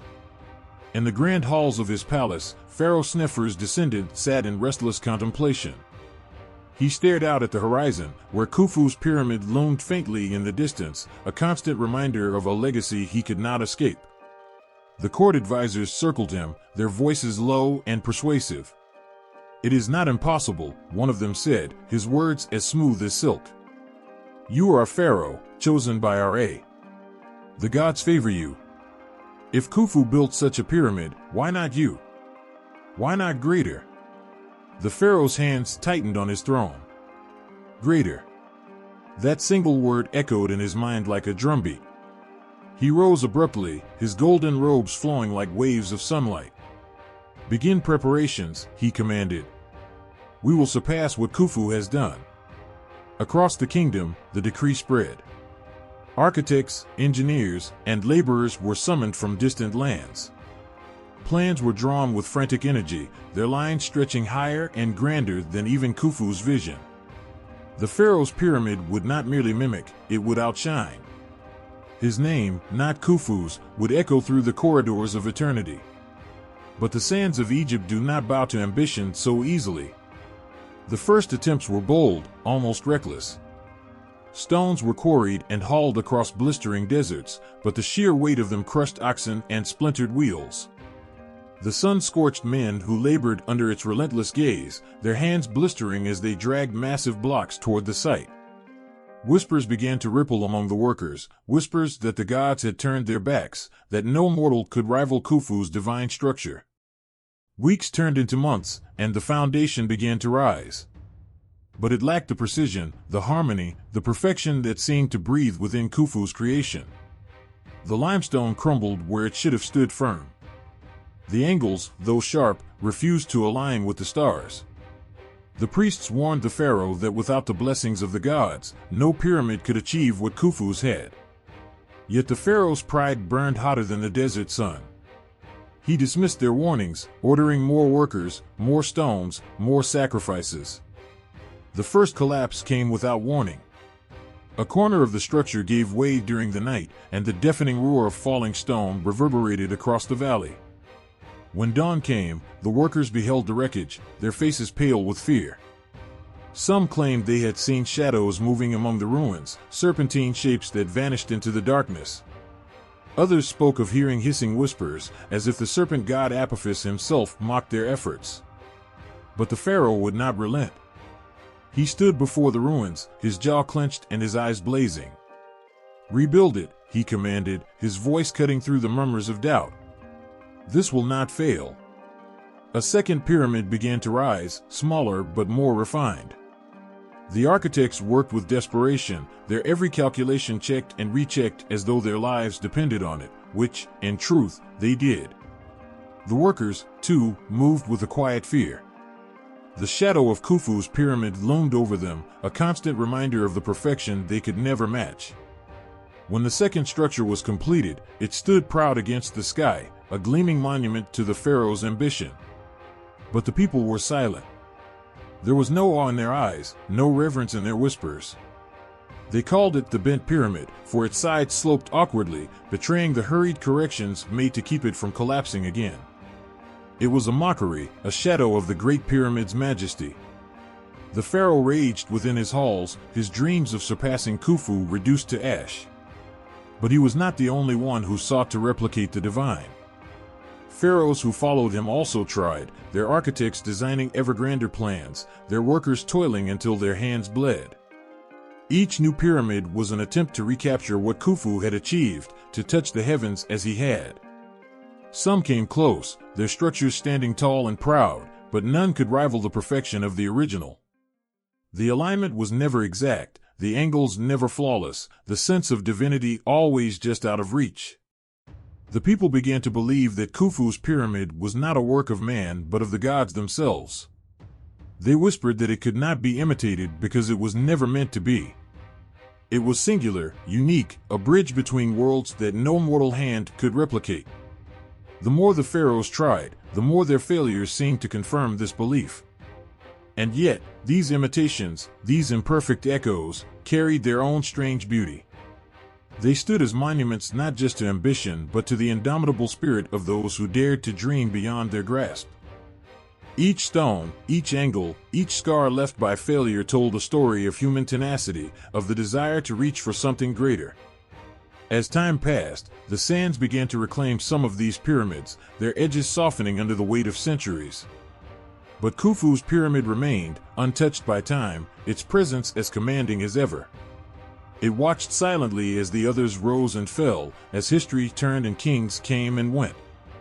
It did not mock them, nor did it celebrate their failures. It simply existed, a reminder of what was possible, and of what could never be repeated. In the end, the rise of imitators did not diminish Khufu's pyramid. If anything, it solidified its legacy. For every failed attempt, every bent angle, every collapsed structure only underscored its perfection. It was not just a testament to divine favor but to the eternal struggle of mortals to touch the infinite. And as the stars wheeled above, their light reflecting off its ancient stones, it stood as a beacon, not just of power, but of humanity's unyielding hope. The desert wind howled through the ruins, carrying with it grains of sand that had scoured the land for thousands of years. The pyramid stood defiant against the passage of time, its immense form etched against the sky like an ancient guardian. Yet, for all its grandeur, an unshakable mystery hung over it, heavy and unyielding. The people of the present world gazed upon it in wonder, but their eyes betrayed confusion. How could it have been built? By whose hands? And with what tools? The answers were buried, scattered like the sand that clung to the stones. Long ago, the pyramid was more than a marvel, it was a symbol of mastery, a testament to knowledge so precise it bordered on divine. The architects who had overseen its construction walked the earth with an air of quiet pride, their secrets bound not just to parchment but to whispered traditions passed from master to apprentice. Their tools hummed with purpose, their methods honed by years of study and the blessings of the gods. They spoke in measurements tied to the stars, and patterns that resonated with the pulse of the universe itself. But time is relentless, even to knowledge. One by one, the artisans who had wielded this sacred wisdom grew old. Their hands, once so steady, began to tremble. Their voices, once filled with authority, faded into silence. The next generation listened, but not all understood. Small details were missed or misinterpreted. A misstep here, an omission there, and the chain of learning began to falter. And then came the wars. Invaders stormed the cities, tearing through libraries and temples with fire and rage. Scrolls crumbled to ash, carvings were defaced. What could be saved was hidden, hastily buried beneath floorstones or behind false walls. But not all could be protected. Knowledge that had been safeguarded for generations was lost in a single wave of destruction. When peace returned, it was too late. The few architects who had survived found themselves alone, unable to pass on what they once knew. Even they, now forced to work in secret or under the watchful eye of suspicious rulers, forgot pieces of their craft. The pyramid, once an example of the perfection they could achieve, now towered above them as a reminder of their failure to preserve the knowledge it embodied. And then the whispers began. Tales of tools that could cut stone with the precision of a blade slicing through silk. Of cranes that moved not with brute force, but with unseen power. Of chants and rituals that summoned energy from the earth itself. At first, these stories were passed as rumors, shared in low tones over flickering lamplight. But as the centuries stretched on, they became myth, the truth dissolving into tales of magic and sorcery. Generations came and went. What was once awe at the pyramid's construction turned into doubt, then skepticism. The stones became inexplicable. Scholars argued over whether humans could have built such a thing at all. Some claimed the gods themselves had placed it there, a gift, or perhaps a warning. Others scoffed at the very idea, their pride unable to accept that their ancestors could possess knowledge greater than their own. And still, the pyramid stood. There were those who could not accept the loss. They scoured the sands, searching for fragments of the forgotten technology. Excavations unearthed strange tools, their purpose inscrutable. The tools bore markings that seemed to echo the stars, yet no one could explain how they were used. Ancient depictions of men moving massive stones floated in texts, but they were riddled with gaps, their steps unclear. The scholars studied until their eyes burned, but no matter how many theories they devised, the truth remained just out of reach. The frustration grew into obsession. Men climbed the pyramid, risking life and limb to measure its angles and study its precision. They found that its base was nearly perfect, aligned with the cardinal points more precisely than modern instruments could replicate. Its dimensions reflected celestial cycles, its height once a mirror to the distance from Earth to the heavens. But even with this knowledge, the how eluded them. The tools, the processes, the very soul of its creation, gone. Late at night, under the stars that once guided its builders, the pyramid seemed alive. Its massive stones breathed with history, each one a monument to forgotten hands. The silence of the desert was broken only by the occasional rustle of wind, but to those who stood close, it felt as though whispers curled from the stones themselves. Whispers of a time when knowledge was a treasure shared with the gods. Whispers of techniques that would remain out of reach, as if the pyramid were guarding its own creation. One day, a sandstorm swept through the land, its force battering everything in its path. When the skies cleared, a fragment of stone was uncovered near the base of the pyramid. Inscribed on it were symbols unfamiliar to the scholars of the age. They pored over it with excitement, but the more they studied, the more the symbols mocked them. Their meanings were lost, their patterns impenetrable. Some believed they were directions, a map to rediscover the knowledge of the past. Others thought they were warnings, signs meant to deter the curious. No one could agree, and eventually, the stone was left in a museum, an artifact as enigmatic as the pyramid itself. And so the mystery deepened. The builder's knowledge became a ghost, haunting the minds of those who sought to recreate it. The few attempts to build similar structures fell short, their stones crumbling or their geometry faltering. The symmetry, the alignment, the enduring strength, none could match the original. It was as though the pyramid had absorbed the secrets of its own creation and now held them in eternal silence. Even now, as the sun rises and sets over the desert, the pyramid remains a puzzle. It challenges those who look upon it, daring them to imagine what once was. It holds its secrets tightly, like a keeper of forbidden wisdom. And as the stars will above, mirroring the patterns carved into its very foundation, the question lingers: what knowledge was lost to time, and what might humanity have achieved had it been preserved? Beneath the pale moonlight, the pyramid loomed like a silent colossus, its shadow stretching across the endless sands. For centuries, it had been a monument to mysteries, its purpose debated and its power dormant. Yet, in the quiet of the desert night, a faint hum began to echo, so subtle that only the earth itself seemed to notice. The ancient stones trembled imperceptibly, as if stirring from an ageless slumber. The prophecy, whispered across generations, spoke of this moment, though few dared to believe it. The gods, they said, would awaken. The first sign was the stars. For millennia, they had aligned with the pyramid in perfect harmony, but this night they burned brighter, as though answering a celestial call. Travelers passing through the desert paused, their eyes widening as constellations danced above them in strange, unfamiliar patterns. Some fell to their knees, clutching their chests as if the heavens had spoken directly to their souls. Others turned away, trembling, unwilling to face the weight of what they had witnessed. In the villages surrounding the desert, dreams began to plague the people. Not ordinary dreams, but vivid, consuming visions of gods walking the earth, their forms towering and radiant. Thoth, with his ibis head, inscribed glowing hieroglyphs into the sky. Ra, his crown of sunlight blazing, strode across the horizon.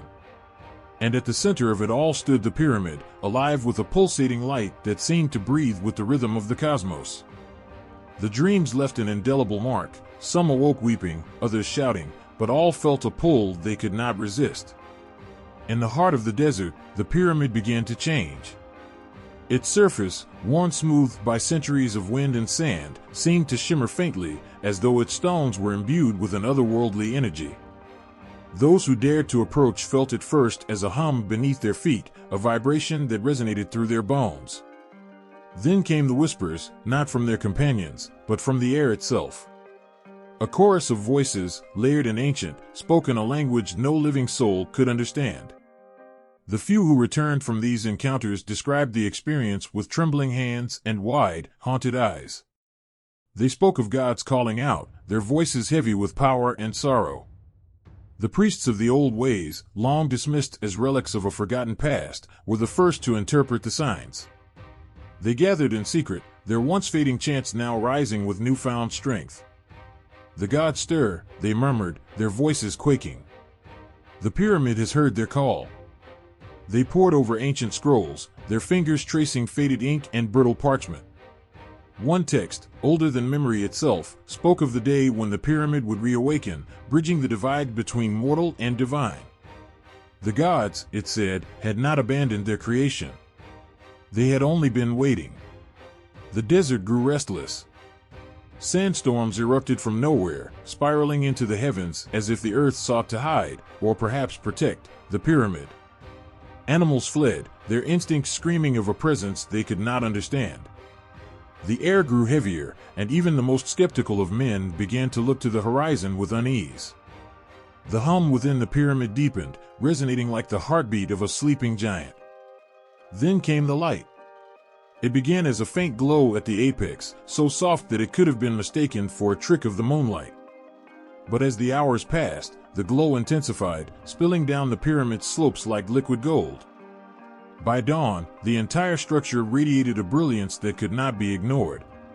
People gathered from every corner of the land, their faces upturned and their breaths held. They felt no heat from the light, only an overwhelming sense of awe, and something deeper, something ancient that stirred in the marrow of their bones. Among the crowd, an elder fell to his knees, tears streaming down his withered face. "The prophecy," he whispered, his voice cracking. "It is time." Others joined him, their voices rising in prayer, in fear, in wonder. Some reached out to touch the stones, only to find themselves repelled by an invisible force. The pyramid was no longer just a structure. It was alive. From within the glowing monolith came a sound, a deep, resonant tone that seemed to originate not from the stone, but from the very fabric of existence. The sound grew, harmonizing with the hum that had been building for days. Those who heard it described in unshakable certainty, this was the voice of the gods, calling out across the ages. The sky began to change. Clouds swirled in impossible patterns, and the stars that had burned so brightly now seemed to descend, their light merging with the pyramid's radiance. From this union, shapes began to form, vague at first, but soon unmistakable. The gods were returning. Ra appeared first, his form towering and resplendent, his presence casting warmth that banished the chill of the desert night. His eyes, twin suns, surveyed the gathered crowd with a mixture of pride and sorrow. Beside him stood Isis, her arms outstretched, her voice a melody that soothed the trembling hearts of those below. One by one, more figures emerged: Anubis, Sekhmet, Hathor, each embodying the divine essence that had shaped the ancient world. The gods moved toward the pyramid, their forms shimmering as though caught between worlds. As they approached, the light from the pyramid intensified, enveloping them in its golden embrace. The hum became a roar, and the earth trembled. The people watched, their breath stolen by the sheer magnitude of what was unfolding. At the pyramid's base, the gods paused. Thoth stepped forward, his staff glowing with a pale, silver light. He raised it high, and the air itself seemed to split open. A portal of swirling energy appeared, its depths filled with visions of stars, of galaxies, of realms beyond mortal comprehension. The gods turned to the crowd, their expressions both grave and hopeful. Though no words were spoken, the meaning was clear. The pyramid, their eternal creation, was awakening not as a monument, but as a vessel. A bridge between worlds. A beacon for the divine. The light intensified one final time, blinding and pure. The crowd shielded their eyes, their hearts pounding. And then, as suddenly as it had begun, the light faded. The gods were gone, their forms dissolved into the ether. But the pyramid remained, its glow now soft and steady, a reminder of what had transpired. The people stood in silence, their faces wet with tears. The prophecy had come to pass, and the pyramid, once dormant, now pulsed with the promise of something greater. Something eternal. The sun was unforgiving, its rays scorching the ancient sands of Giza.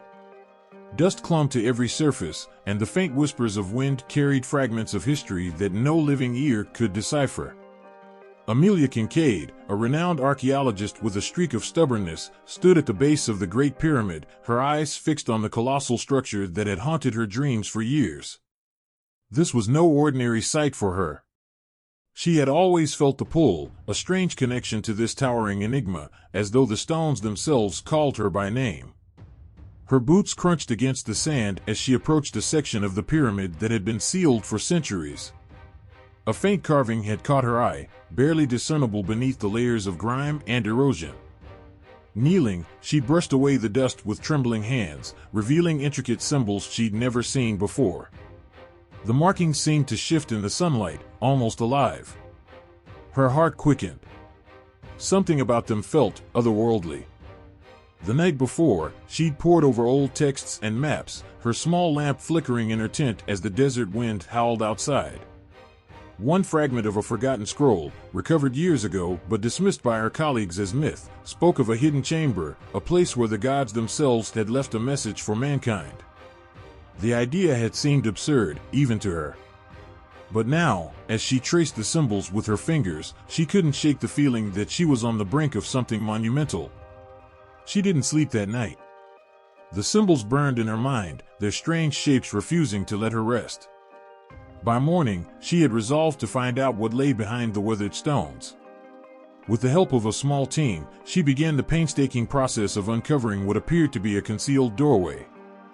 Each layer of sand and stone removed seemed to breathe life into the air around her, as though the pyramid itself was waking up. Hours turned into days. The work was grueling, but Amelia barely noticed the sweat dripping from her brow or the ache in her muscles. She was consumed by an inexplicable energy, a sense that every scrape of the tools was bringing her closer to something sacred. Finally, as the sun dipped below the horizon, painting the sky in shades of crimson and gold, the doorway was revealed. It was unlike anything Amelia had ever seen. The carved edges were sharp, as though they had been chiseled only yesterday, and the stone seemed to hum faintly under her touch. Her team exchanged uneasy glances, their excitement tempered by a creeping sense of unease.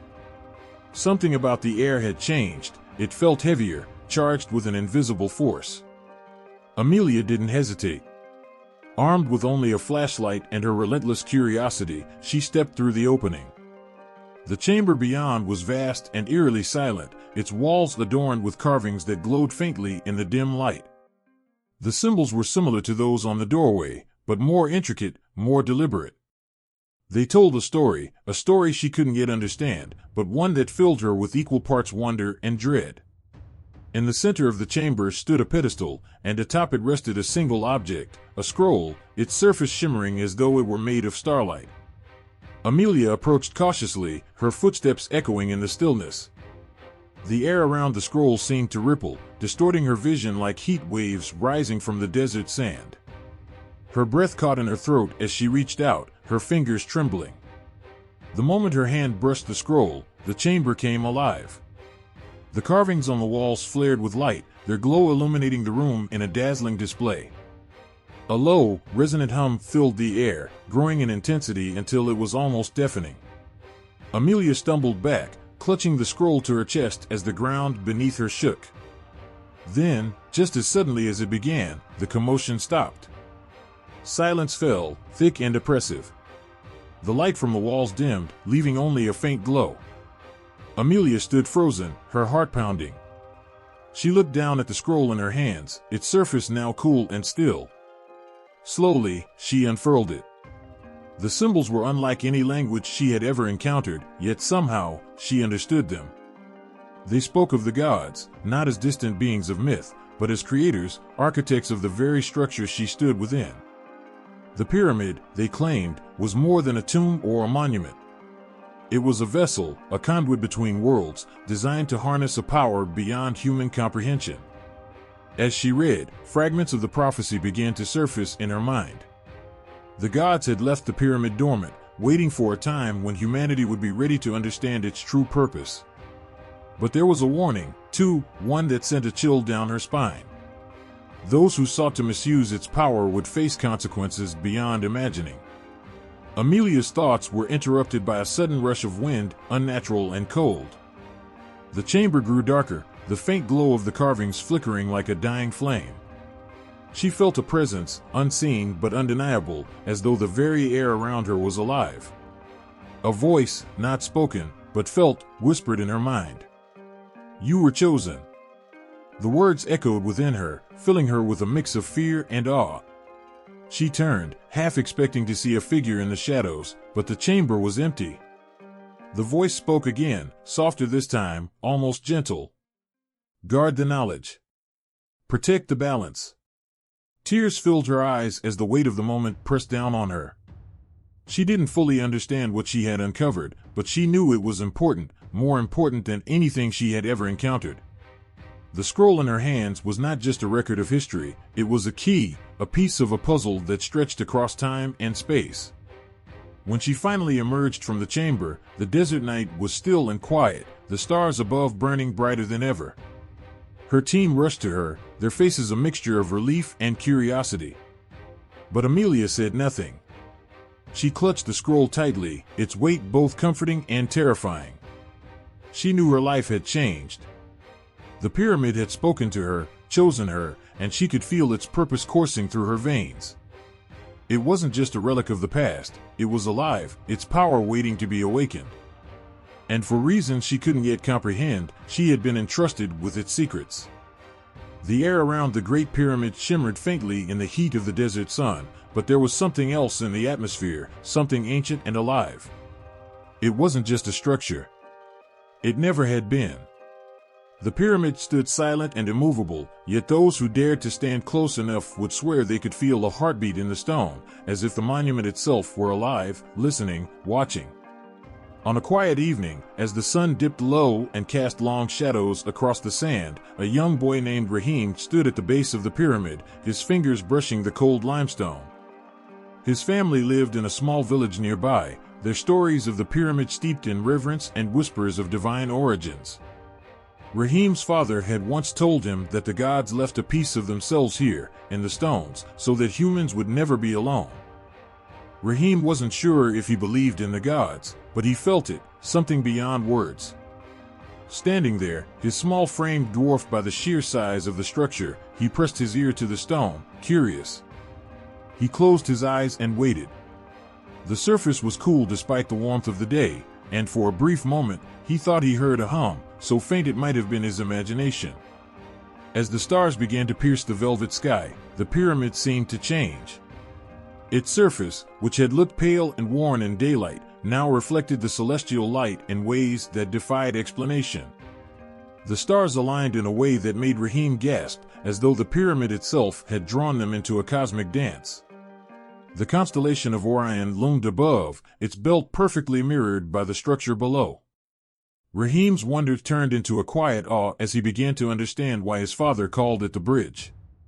Elsewhere, in a distant city, an elderly scholar named Qasim pored over ancient scrolls by the light of a flickering oil lamp.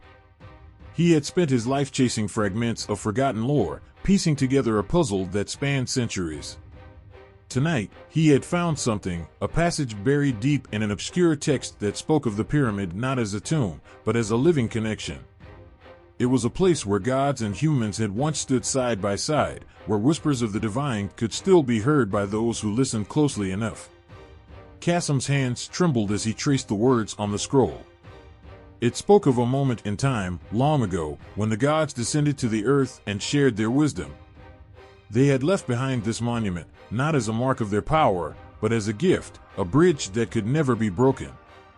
He read of rituals that opened the space between the realms, of lights that danced in the heavens, and of voices that resonated from within the stones themselves.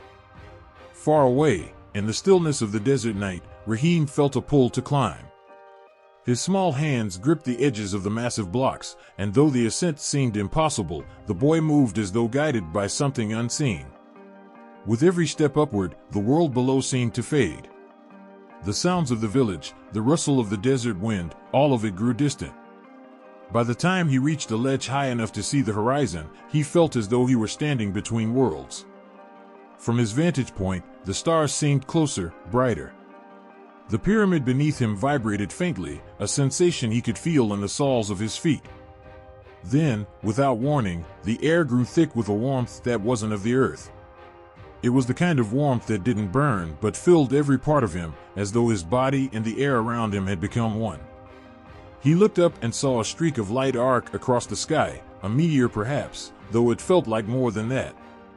The pyramid seemed to respond, its stones glowing faintly, the light pulsating in rhythm with the beat of his own heart. At the same moment, in his study, Qasim dropped the scroll. His chest tightened, not with fear, but with a profound sense of recognition. He rushed to his window and looked toward the east, toward Giza. His lips moved in silent prayer, though he wasn't sure to whom he prayed. The old texts had always hinted at this, a moment when the pyramid would awaken, if only for a brief time, as a reminder of what once was and what could be again.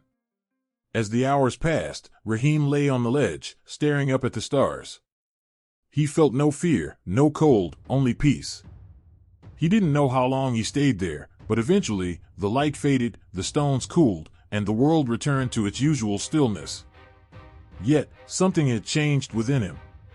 He climbed down carefully, his heart still racing with a quiet excitement he couldn't explain. When he reached the ground, the pyramid loomed over him once more, ancient and silent, as if nothing had happened. But Rahim knew better. By morning, Qasim had packed his things and set out for Giza. He moved slowly, his age making the journey difficult, but he didn't care. Something was calling him, something that couldn't be ignored. Days later, when he arrived and stood before the pyramid, tears filled his eyes. He placed a hand on the stone and whispered words in a language long forgotten. The air around him felt charged, alive, as though the gods themselves were listening. Rahim, curious about the stranger, approached cautiously. Qasim turned and saw the boy, his eyes wide with the same awe that Qasim felt. Without a word, they both looked up at the pyramid, its shadow stretching across the sand like a guardian watching over them. Though separated by generations, they shared a moment of understanding. The pyramid was not just a monument, it was a promise, a reminder that the divine was never far away. In that moment, as the sun began its climb into the sky, Rahim and Qasim felt it again, that faint hum, that pulse of life within the stone. They couldn't explain it, and they didn't need to. The pyramid stood eternal, its purpose unchanged. It was a bridge, not just between gods and humans, but between the past, present, and future. It would always be there, waiting for those who dared to listen.